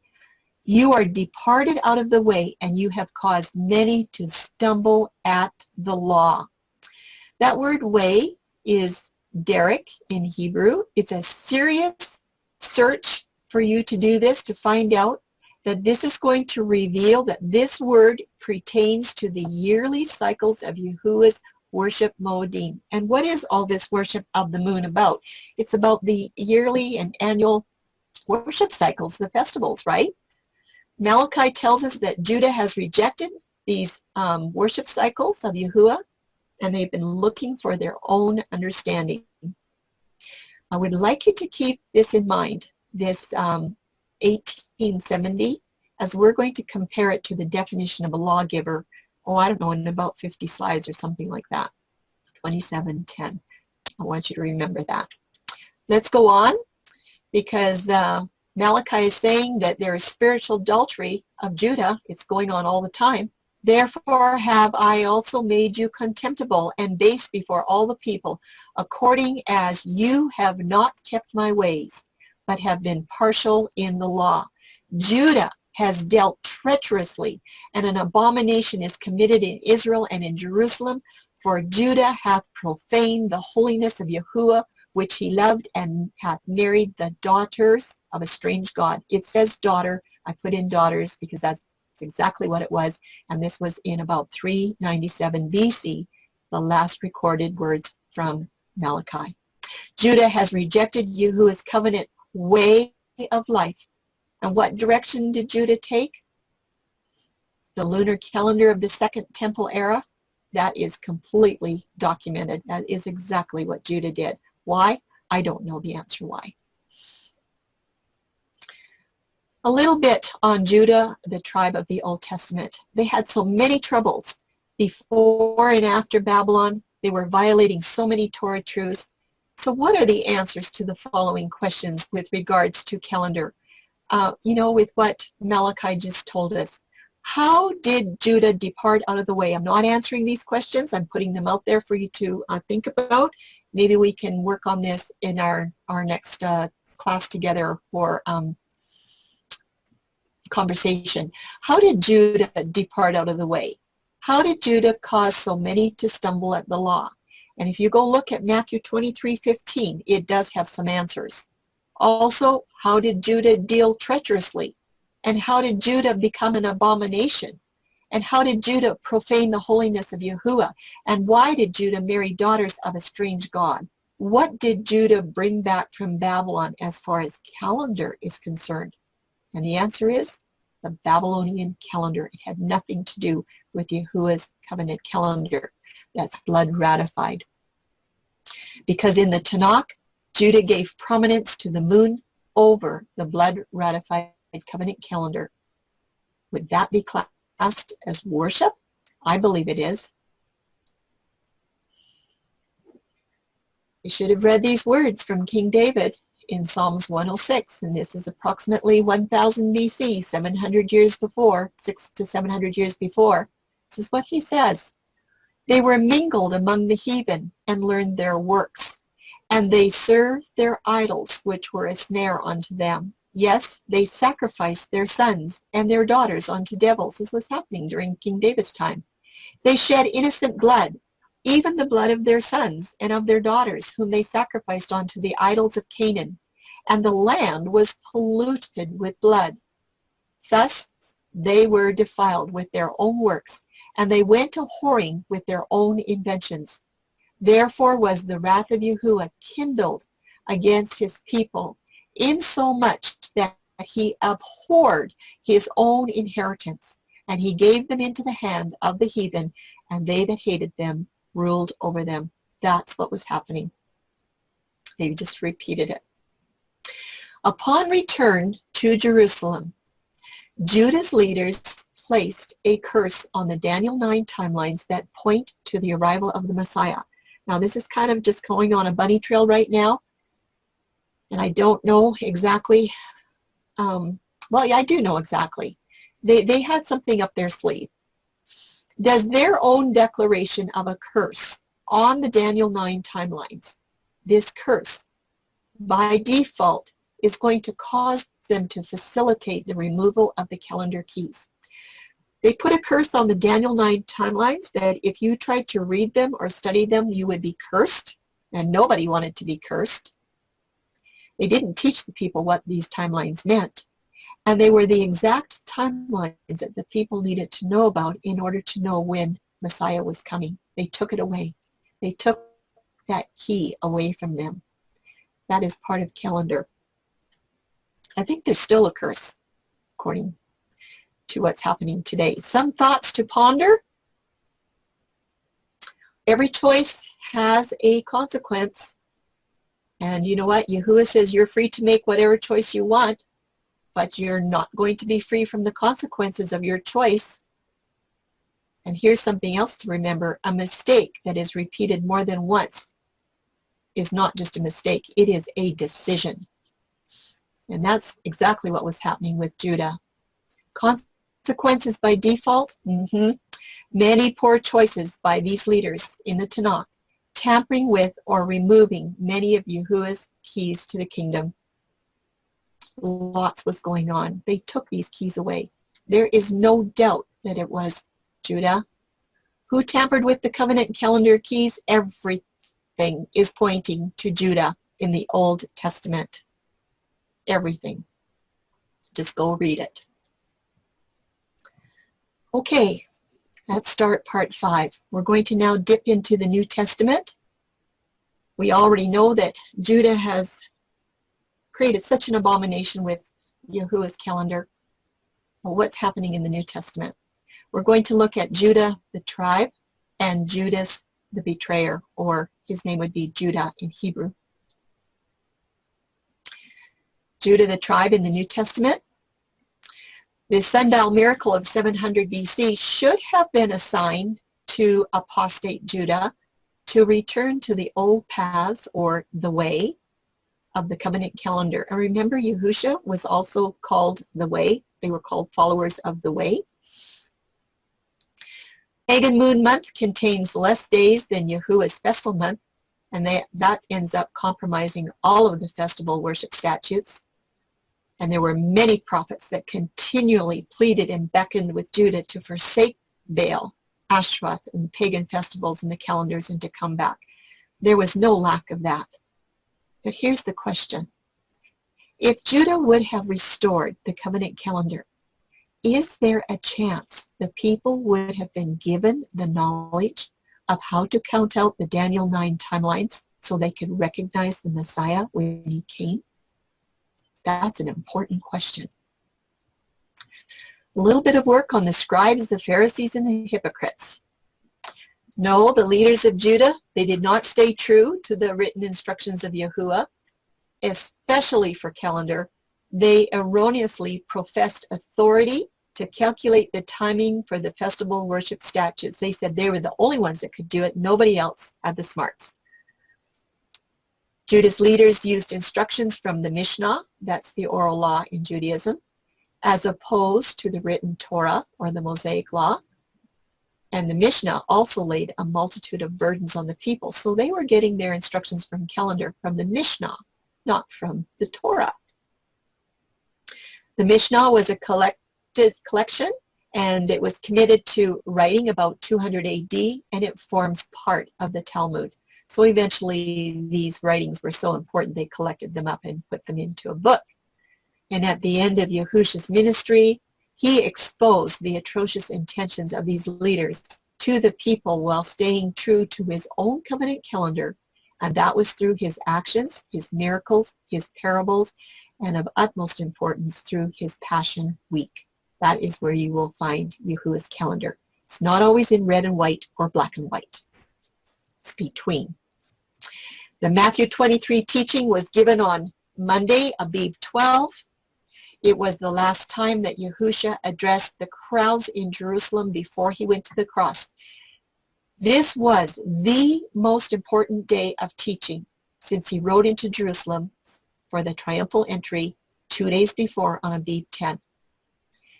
Luke 21, in the daytime, it says, he was teaching in the temple, and at night he went out of the city. I'm doing this study right now. He went in to teach, but at night he came out because it was not safe to stay there. But he went in to teach the multitudes. Well, why? Because there were thousands of Jews that had come into Jerusalem 6 days before Passover to purify and to get ready for the Passover and the unleavened bread festival. This was his chance to teach the multitudes. And they had heard about him. They wanted to hear what he had to say. Matthew 23:13 talks about shutting up the kingdom. This is what the scribes and the priests and the Pharisees did. And in this chapter, Yahushua is also speaking to the multitudes, but guess what? The scribes and the Pharisees are listening. And at verse 13, he begins to address the leaders, and he has a lot of woes. I'll read you the first one. It's kind of interesting what the first woe says. But woe unto you, scribes and Pharisees, hypocrites, for you shut up the kingdom of heaven against men. For you neither go in yourselves, neither suffer ye them that are entering to go in. All your fault, what you're doing, scribes and Pharisees and hypocrites. They also removed the key of knowledge. They should have been unlocking the meaning of Yahuwah's word, but instead they were taking away the opportunity for people to know and understand what Yah's word said. He says in Luke 11:52, woe unto you, lawyers, for you have taken away the key of knowledge. You entered not in yourselves, and them that were entering in you hindered. We're talking about calendar in this study. The key of knowledge for calendar too. This is from Barnes' notes. It's kind of interesting. A key is made to open a lock or a door. By their false interpretation of the Old Testament, they had taken away the true key or method of understanding it. They had hindered the people from understanding it aright. If there is any sin of special magnitude, it must be that of keeping the people in ignorance. And friends, that is exactly what is happening today. Leaders of churches are keeping people in ignorance, and the people don't know how to study. Now, here's a question. What is the key for understanding the truth of Yahuwah's calendar? We're not going to answer this tonight. We're going to discuss this next week at our conversation class and find out what your answer is, because this is, like Tim said, this would take many, many slides to answer this question, but you should be able to answer it by now. And I think he's got some answers for us in his next PowerPoint that he's going to be giving us in a few weeks. Okay. What about the night of Abib 12th? Remember, we just read that Yahushua was speaking to the multitudes. That was a really big day of teaching. He was in Jerusalem all day long speaking to them. But that night, something happened. Disciple Judas, or Judah, decided that he was going to carry out his plan with the chief priests and the Pharisees that night. So we're going to look at Judas, the betrayer. And I have the S underlined because it should actually be Judah. We're looking at Judah in this study tonight. Judas Iscariot was the only disciple from Judea. He was from Kerioth. This was a little town south of Judea, about 10 miles. About 10 miles south of Hebron, sorry. And he was probably native to that area, and that's why his name is Iscariot, Kerioth and Iscariot. The original 11 disciples were all from Galilee, and the people living in the land of Galilee spoke and lived out Yahuwah's word in truth. That is important to remember. That is why the Galileans were hated, and they were despised by Judas so much. They did not like the Galileans. They probably would have done something for the Samaritans before they would have done it for a Galilean. But 11 disciples were from Galilee, not Judas. He was from Judea. Judas was chosen by Yahushua, even though Yahushua knew that he had a devil. And there's the scripture right there.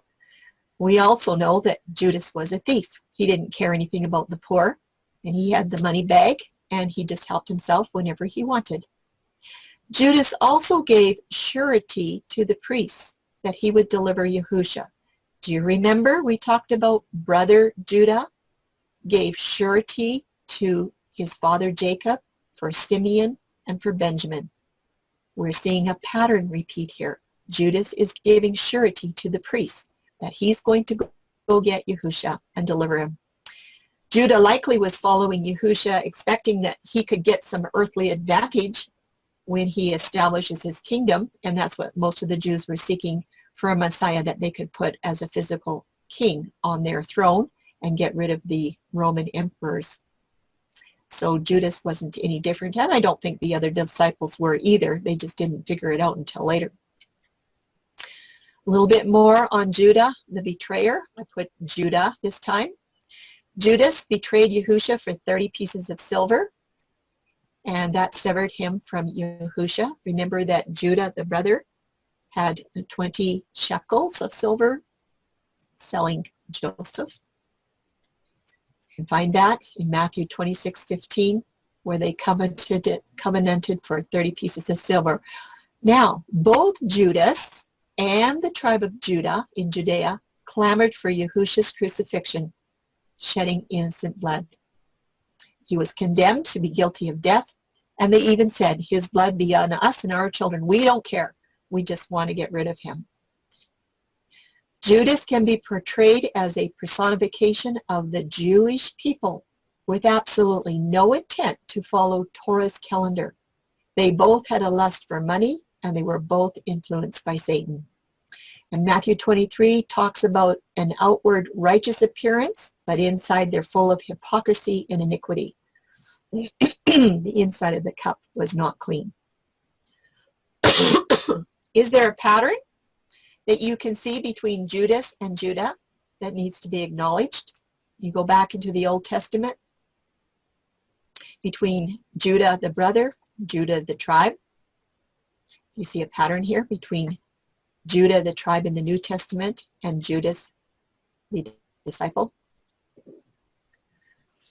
We're just going to change gears here for just a slide or two, because this has to do with Jews as well. This is considering the Jews of the New Testament or Jews of the land. There is counsel in Revelation 2:9. I know you know these verses. I know thy works and tribulation and poverty, but thou art rich, and I know the blasphemy of them which say they are Jews and are not, but they are of the synagogue of Satan. Do you remember that? Counsel to Smyrna. Almost the exact same thing is spoken to Philadelphia in Revelation 3:9. So Revelation 2:9 and 3:9. It's easy to remember.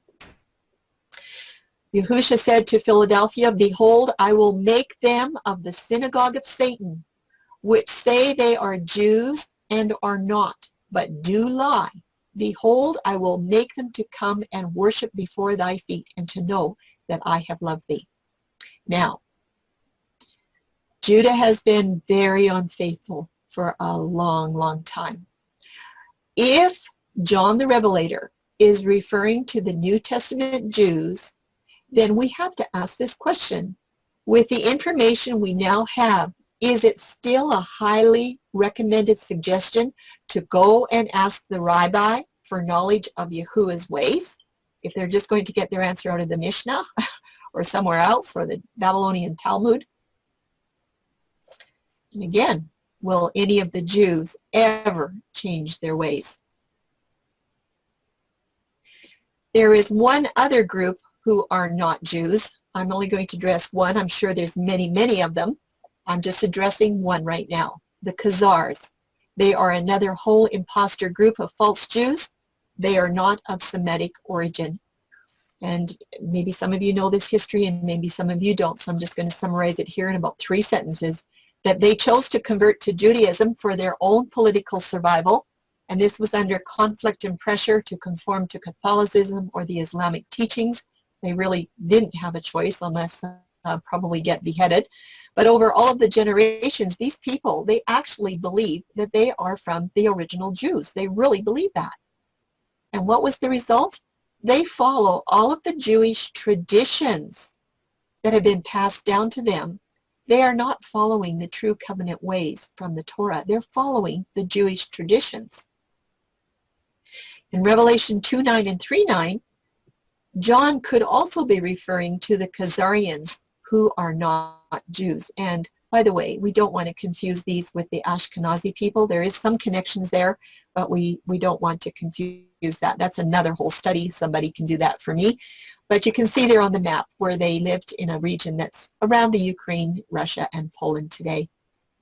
It was around 740 that the Khazarian leaders simply indoctrinated their people with the traditions and the beliefs of Judaism, that they had been practicing for a long time.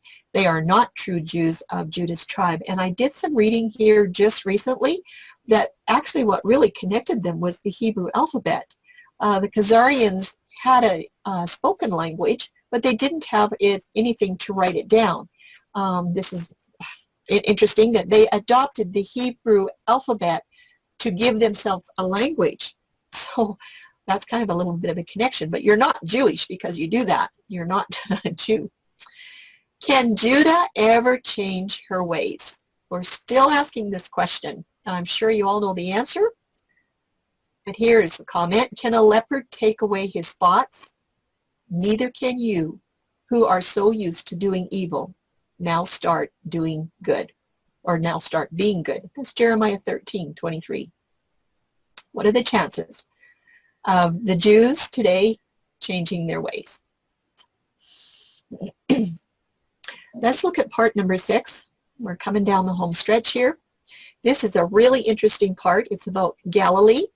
We're going to do a comparison between Galilee, Naphtali, and Zebulun. I hope you enjoy this part. And we want to know, what in the world does Galilee have to do with Naphtali, Zebulun, and with Judah and the covenant calendar? We have some maps to look at. Map number 1 is the allotment of the land of the 12 tribes before it was split up into 2 divisions. And if you can see, the Sea of Galilee is up here. I don't know if you can see it, but anyway, the Jordan River starts at the top here, flows through the Sea of Galilee, and then all the way down. It borders between these tribes, Manasseh and Gad, and it gets all the way down to the Dead Sea. Okay? There's 12 divisions of land between 11 tribes because Levi doesn't have a tribe. They have no allotment of land. And remember, Joseph's was divided between Manasseh and Ephraim, so you have 12 divisions. And Hebron, right there is Hebron. Jerusalem is up here, and Judas Iscariot just lived below Hebron, okay? But I want you to note the location of Naphtali and Zebulun in the region of the Sea of Galilee. Here's Naphtali in the yellow, Zebulun in sort of the aqua. Issachar is also in there, although we'll be addressing Zebulun and Naphtali. Asher is part of this group too. But these are the 2, Naphtali and Zebulun, that we're going to be looking at. In map number 2, we have our divided kingdom. And right up here is a scale that says, you know, approximately, what is it on your screen is 30 miles. So you can see how far it would be from Jerusalem to get all the way up to Nazareth. We're just going to look at that in a little bit here. But this is the 12 tribes as they got divided between Judah and Israel, the land allotment. And there's at least 60 to 75 miles, or 100 to 120 kilometers from Jerusalem all the way up to Nazareth. You know, if you just do the approximates there. So it wasn't just across the street. It was quite a trek. And if you were walking, it would take you a couple of days. So we need to look at some geography here to find out what's going on. We're back to map number 1.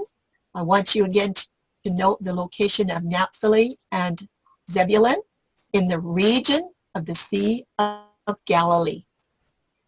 Now we've got map number 3. During Yahushua's time, there were 3 main provinces. There's Judea in the south, Samaria is in the middle, and Galilee is at the top.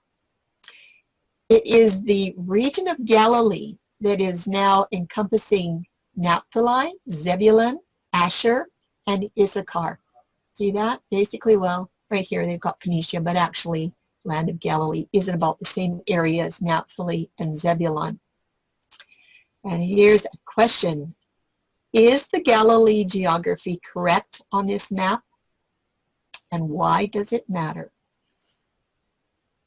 That's an important question.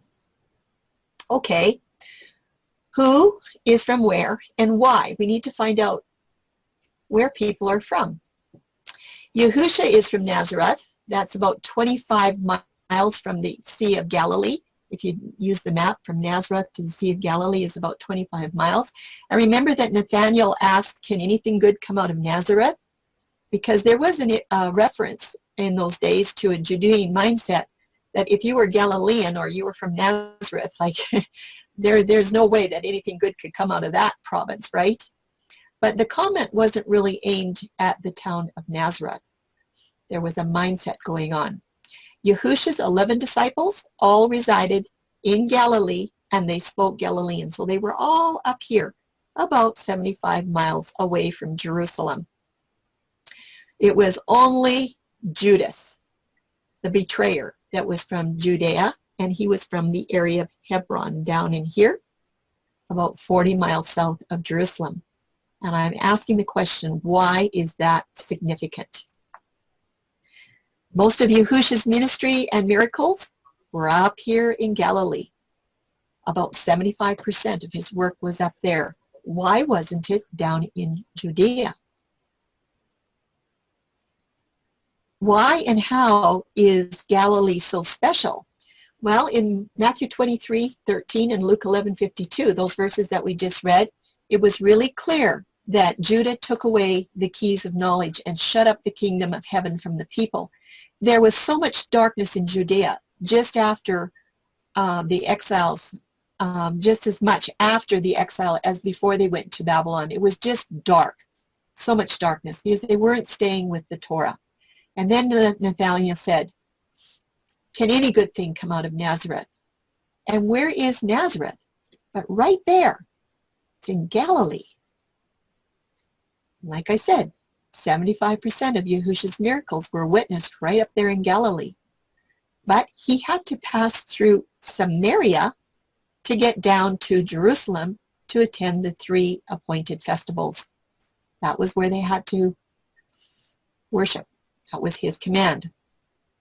But why did he stay up here in Galilee for most of his ministry if it wasn't because the Jews were trying to kill him? And you can find that in John chapter 7, verse 1. Yes, Galilee was the home of Yahusha for all of his life. The first 3 Gospels are chiefly taken up with Yahusha's public ministry in the province of Galilee. The entire area of Galilee is encircled with a halo of sacred associations connected with life, works, and teachings of Yahusha. He was there, and the land of Galilee was blessed because of his presence. Very, very important province. Well, does Judah have any special regard at all? Galilee sure does. And some say Judah is special because of these verses. In Psalm 60, verse 7, and also Psalms 108:8, both say the same. They say, Judah is my lawgiver, so Judah has to be special. And in Genesis 49:10, it says, the scepter shall not depart from Judah, nor a lawgiver from between his feet, until Shiloh come. And unto him shall the gathering of the people be. So isn't Judah special because of those verses? One's in Torah, by the way. Well, what does it mean, Judah is my lawgiver? Is Judah supposed to teach and give Yahuah's laws to the people? Is Judah allowed to press her own set of laws upon the people? And what have most people been taught about Judah's authority? I know what I've been taught, but the usual answer that you'll hear, Judah is the lawgiver. That's what you will usually hear. Would Malachi endorse Judah as the lawgiver? Let's read the verse again, Malachi 2:11. Judah hath dealt treacherously, and an abomination is committed in Israel and in Jerusalem, for Judah hath profaned the holiness of Yahuah, which he loved, and hath married the daughters of a strange god. Would Malachi endorse Judah as the lawgiver? The word abomination in Hebrew is defined as something extremely offensive, like idolatry, and that would cause separation from Yahuah. Idolatry was the central disregard of Yahuah, involving literal and spiritual adultery. This was expressly prohibited in Deuteronomy 3, and it was a violation of the most sacred laws. In fact, idolatry was the underlying cause of apostate worship. It led to unlawful marriages, to daughters of strange gods that did not give up their idolatry. You could marry a daughter of a strange god, but she had to come and link herself to the true Yahuah. And that would be like Ruth did with Naomi. Barnes notes, hence the Jews say, he that marrieth a pagan woman is as if he made himself son-in-law to an idol. It's pretty strong language. Well, what about being in relationship with the calendar of the pagan gods? Is there anything different? Did Judah forfeit her authority a long time ago because she's using another calendar? Does Judah actually condemn herself because of what she's doing? And how would Judah ever qualify as lawgiver? But yet we've been taught this. Let's define lawgiver. Remember I told you to remember some of these Hebrew numbers? Lawgiver is 2710. Hakak. It is a primitive root properly to hack, to engrave, to enact laws that are cut in stone or metal tablets, to prescribe and appoint, to decree, something that is decreed. All these are words about the lawgiver. We know that Yahushua was the first lawgiver. He was the first law dispenser, and he was the first to engrave his laws on stone. This number, 2710, connects back to 1870. Remember we looked up the way? And it connects to the yearly cycles of Yahuwah's worship Moedim. Also, if you look at 2706 and 2708, these are two terms. 2706 belongs to the bridegroom. 2708 belongs to the bride, and how they have a covenant. And it's all about the worship statutes, the bride being in covenant with the bridegroom. The word for lawgiver can also mean to be a scribe, to decree, to appoint, to describe, to prescribe, or print accurately the laws that were already made. And the copying of Yahuwah's laws were to be done with a high degree of accuracy. If there was like one little problem, the whole thing had to get thrown out and start over. Only Judah was delegated to delineate Yahuwah's Torah. Judah was in charge of getting these laws written out very, very accurately. That was the scribes. Look what it says in Isaiah 33:22. For Yahuwah is our judge, Yahuwah is our lawgiver, and Yahuwah is our king. He will save us. It does not say Judah. Yahuwah is the original lawgiver, absolutely. And a little bit of information around Galilee will help to solve this puzzle about Judah. There's so much information that should be studied out. I just could only give you tip of the iceberg. Well, Barnes, he has a definition for lawgiver. Let's see what he has to say for Genesis 49. See if you agree with it or not. Lawgiver is to be understood as judge, dispenser, or administrator of law. Judah had the forerank among the tribes in the wilderness and never altogether lost it. Nashon, the son of Aminadab, the prince of his tribe, was the ancestor of David, who was anointed as the rightful sovereign of all Israel and in whom the throne became hereditary. Do you agree with what Barnes has to say? Sounds like he's saying that Judah is the lawgiver. But I'd like you to consider, Judah was never to be the creator or the adjuster of the law. In fact, Judah had created her own laws, placing herself in the position of a god, usurping another's authority or Yahushua's authority. And that is exactly what Satan tried to do, usurp the throne in heaven. And Satan is the father of all this action. So who were they serving? When you get to the bottom, it's Satan. An important key in Galilee. I want you to just, I don't know if I can read all these verses because we're running out of time, but I just picked out the verses about Galilee in the Gospels. Joseph came from Galilee, and when he was returning, he heard that Archelaus was in Judea, so he didn't stay there. He went back up to Galilee. They ended up going to Nazareth. In Mark, it says that Yahushua came down from Nazareth of Galilee to get baptized by John in the Jordan. And then after his baptism, he left Judea and he went back up to Galilee. It tells us in Luke 4 that Yahushua preached in the synagogues of Galilee. It tells you in John 4 that when he came into Galilee, the Galileans received him, having seen all the things that he did at Jerusalem at the feast, because they were at the feast as well. In John 7, it says, after these things, Yahushua walked in Galilee, for he would not walk in Jewry because the Jews sought to kill him.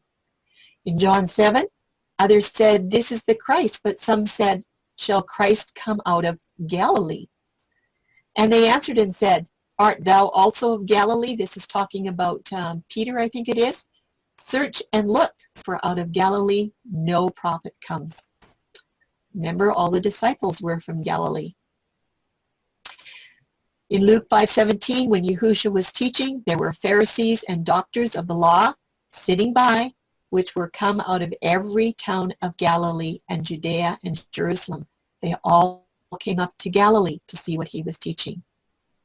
And just before he died, 3 times, or maybe it's even more than that, Yahushua said to his disciples, after I am risen, I'm going to go up to Galilee. Come and meet me there. And after he arose, he told the women at the tomb, meet me in Galilee. Everything was, come up to Galilee. In Acts 1:11, which also said, this is after the ascension, ye men of Galilee, this was the 11 disciples, because Judas had already hung himself. Why do you stand gazing up into heaven? Yahushua shall come in same manner as you have seen him go. So everything is about Galilee. But I'm saving the best verse for the last, the one that has the key. In Matthew 4:15, it says this, the land of Zebulun and the land of Naphtali, by the way of the sea, beyond Jordan, Galilee of the Gentiles.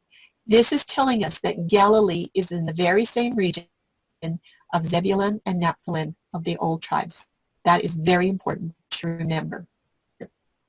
Because Naphtali holds a key, very important key.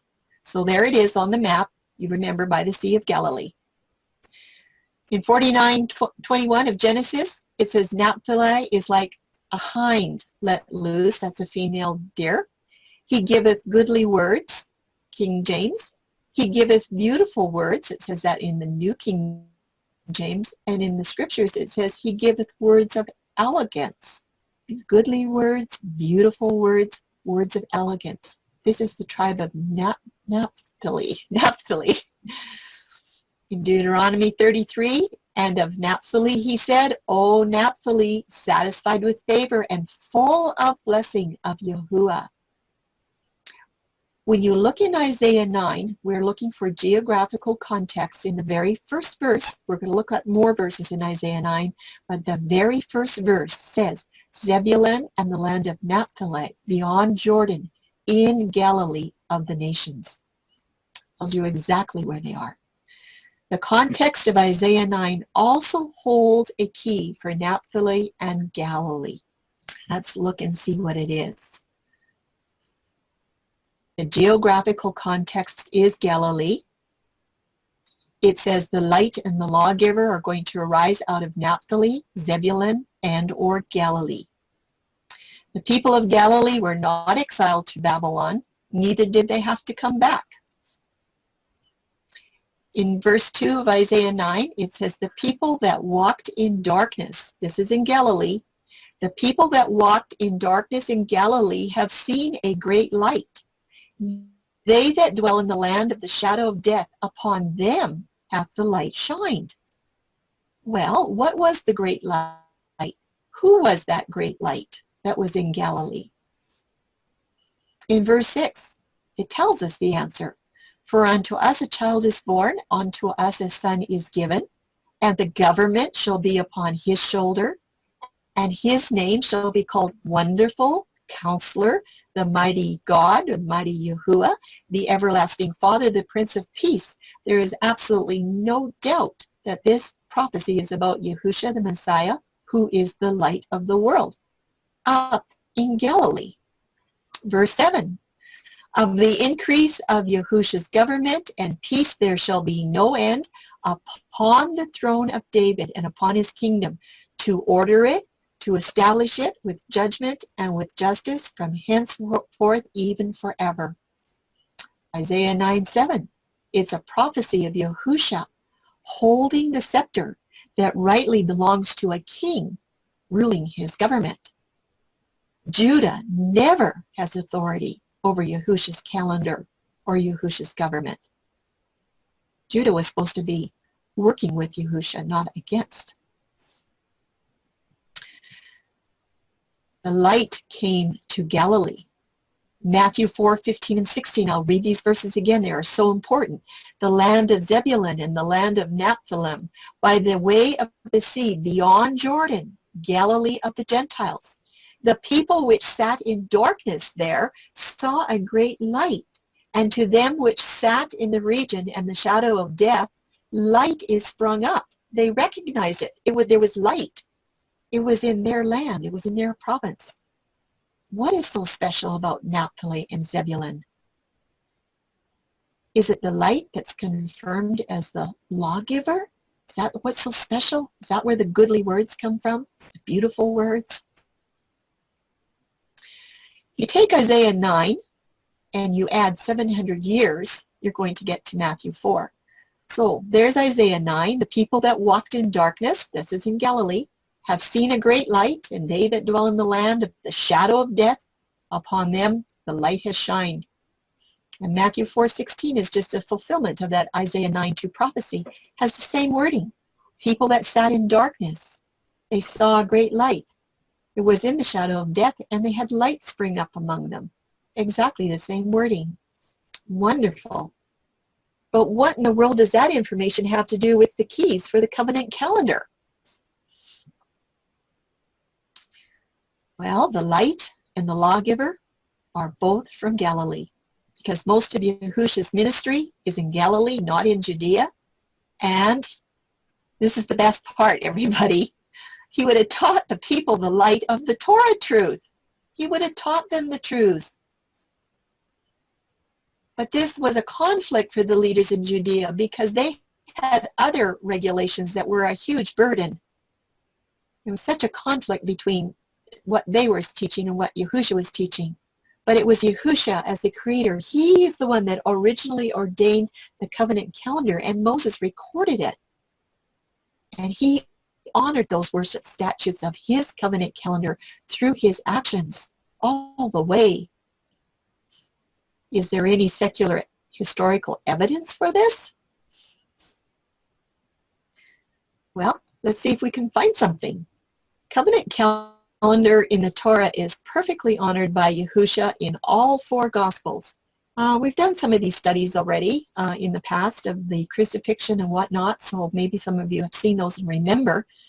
But the covenant calendar has the strongest witness of its truth and purity in the passion events of Yahusha. And those studies are proven without any doubt whatsoever. However, there's multiple calendar controversies still raging because of covenant calendar and what it's teaching. But Nelson's Illustrated Bible Dictionary has a little bit to say on calendar. Actually, it's about 4 pages, and I'm just picking out kind of the last paragraph or so. There's lots of interesting information there, but we're shortening this up today. They have some things right, and they have some things wrong, and they have some things mixed up. Let's just read it. One New Testament calendar problem is that the Gospels of Matthew, Mark, and Luke portray Jesus as having celebrated the Passover with his disciples on the eve of his betrayal, whereas the Gospel of John pictures the Jews as not having celebrated the Passover at this time. And many attempts have been made to reconcile this problem. And it is a problem. Matthew, Mark, and Luke all kind of say the same thing in a lot of different areas, and not just this here, but John's always got something different. And what I have found is that John is the one that actually has the key to break open the puzzle, that you have to know how to use John and how his book works. So what are some comments about this? It is true that many cannot reconcile this New Testament calendar problem that Nelson talks about. And why? It's because they have not found Yahuah's covenant calendar from the Torah to be able to apply the guidelines appropriately to the gospel events. They don't know what the calendar teaching is in Torah so that they can put it into the gospel events of the parables, the miracles, and the passions, and they don't know how to do it. I don't think they've thought of it. And it is true, John's gospel is really different, and I'm glad it is, because he gives the missing information to solve the calendar problems.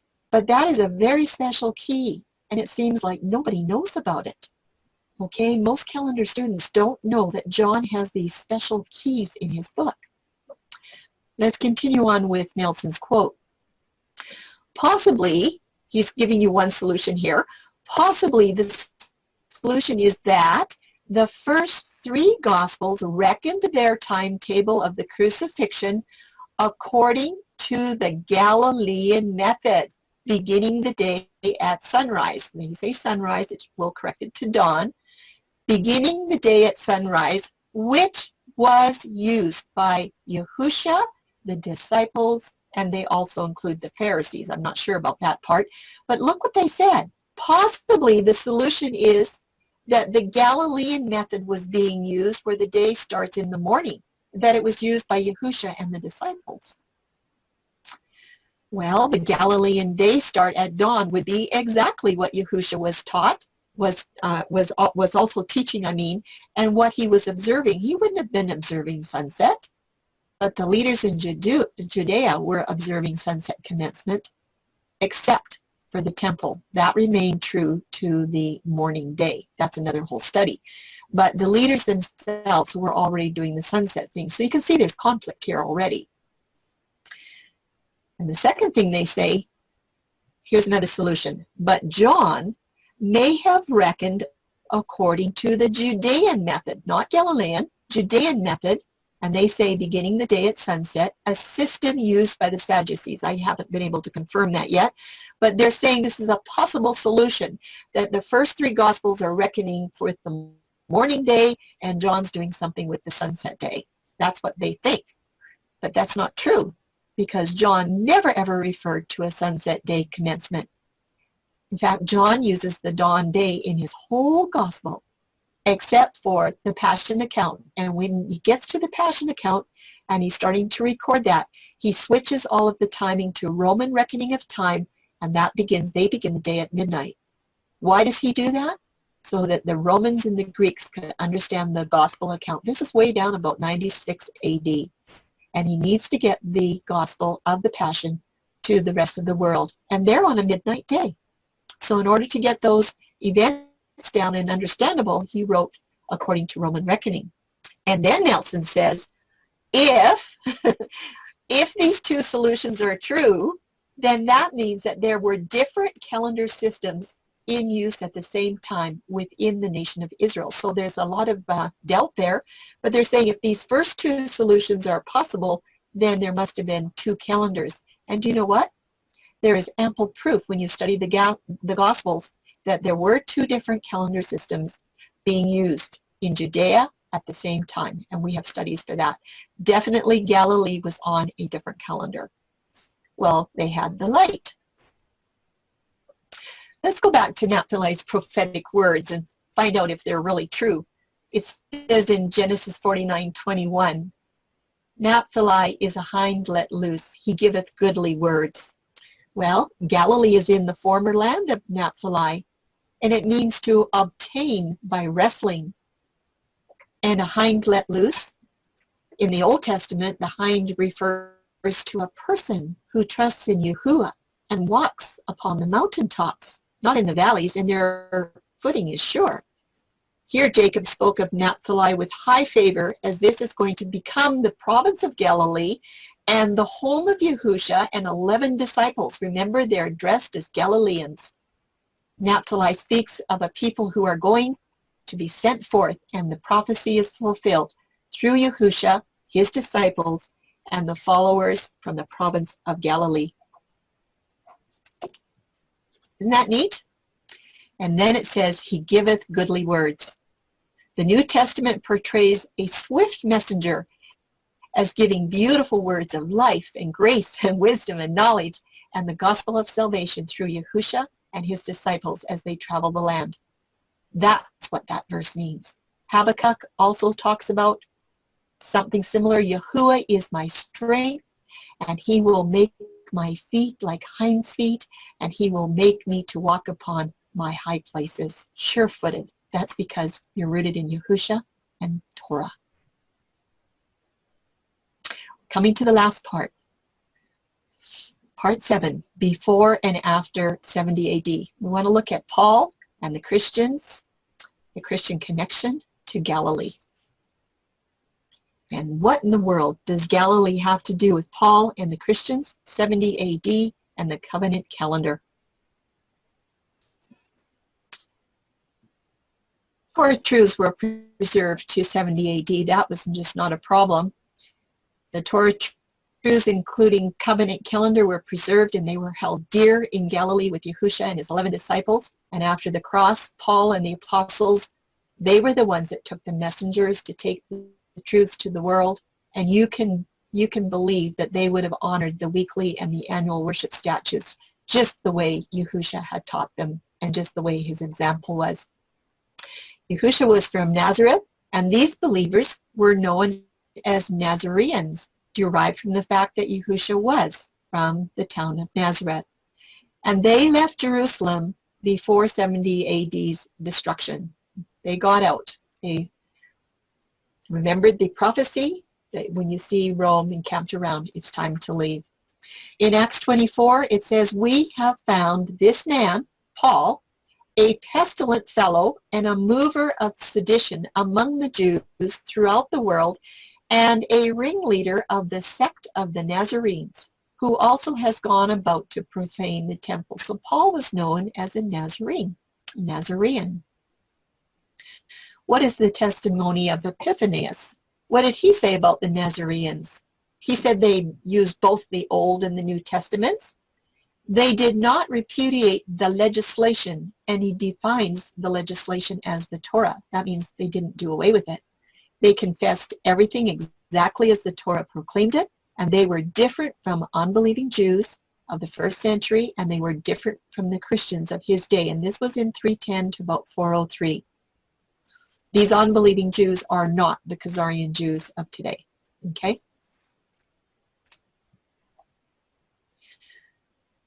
He has also a little bit more to say.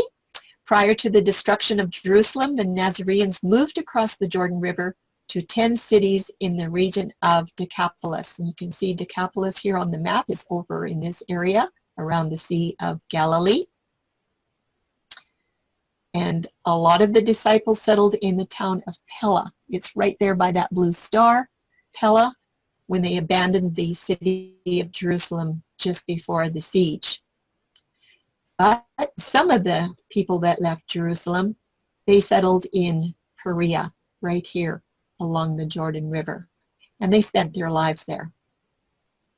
And that's how the Nazarene sect began. This group of believers, would you believe it, were known as the Jews' enemies. But they got out of Dodge, eh? They got out of Judea and Jerusalem. They went into Perea and Decapolis. Pella is one of the main cities where Paul went. Here's a testimony of Edward Gibbon. When he talks about the Nazarenes in the first 100 years, he said the first 15 bishops of Jerusalem, they were all Jewish followers of Yahusha. They united the law of Moses with the teachings of Yahusha. But gradually over time, the Nazarenes were overwhelmed because there were so many pagans coming into the church. And remember, these pagans were worshiping no gods. So the Nazarenes moved up to Pella beyond the Jordan, and pretty soon, it didn't take long until they were forbidden to even re-enter Jerusalem. And then Marcus comes along, and he is the first Gentile bishop of Jerusalem. I wish I could do more study around this. I didn't have time this time, but he was pretty powerful, and at his persuasion, the majority of the congregation renounced the Mosaic law, which they had adhered to for over 100 years. That's how much power he had. This was the only way for them to have permission to re-enter Jerusalem. If they wouldn't renounce the Mosaic law, there was no way you were getting in the gate. And I think this would include renouncing covenant calendar. What do you think? Because it was all about worship. Let's just move up to Constantine and Hillel, where we find the birth of the modern Jewish calendar.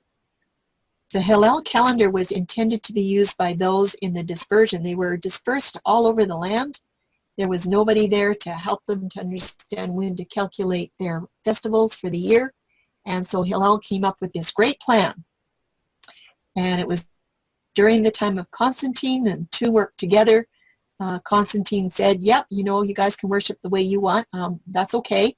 So Hillel went ahead to institute a worship calendar for the Jews so they could calculate the festival worship statutes for themselves, so they wouldn't have to rely on somebody getting the message to them from Judah, Jerusalem, way up to Rome, or who knows where they're at, all the way up to the British Isles and around the world, that they could figure it out for themselves.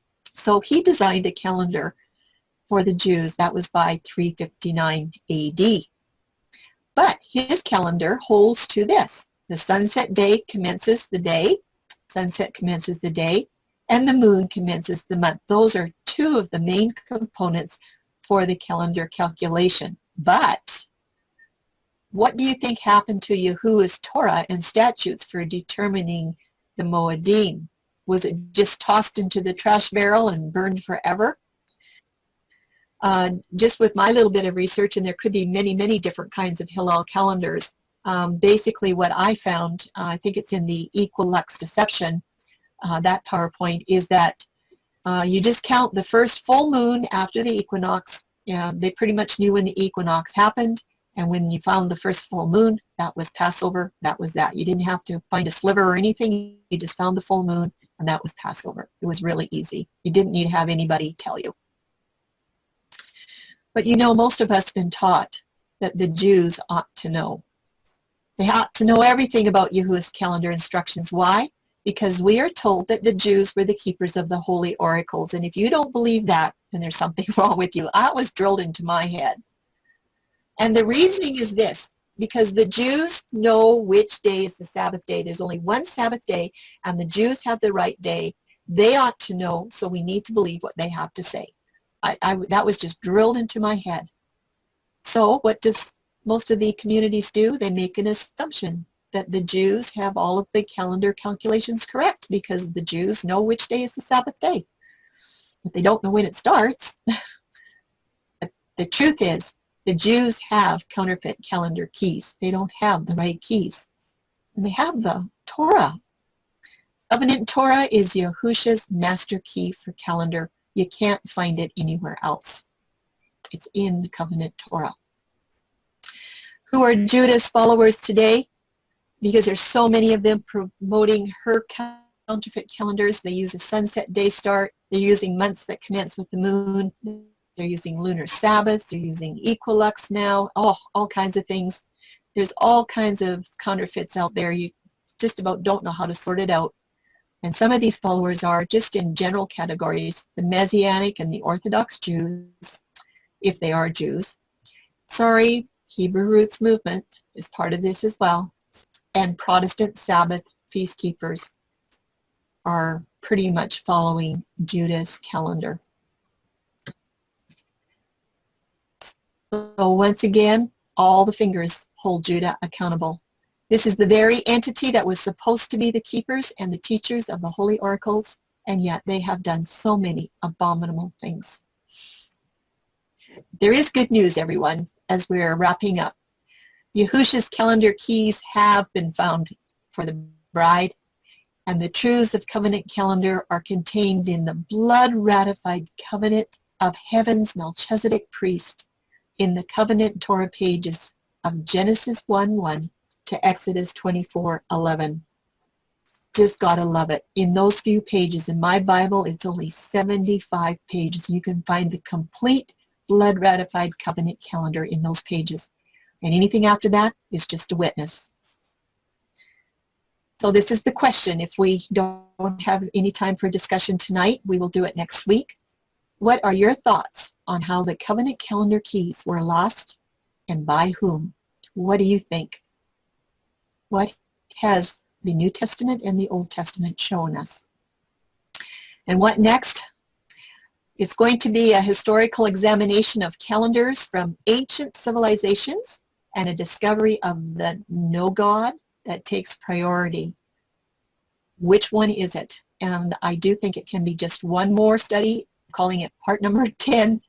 And I'm saying my people have forsaken me for the moon. I hope to do that on December 16th. So that's the end, everybody. You've been really good to sit through this. And again, if you need assistance, just give us an email or phone us up or give your questions on Covenant Calendar Club. Thank you. Thank you, Charlene.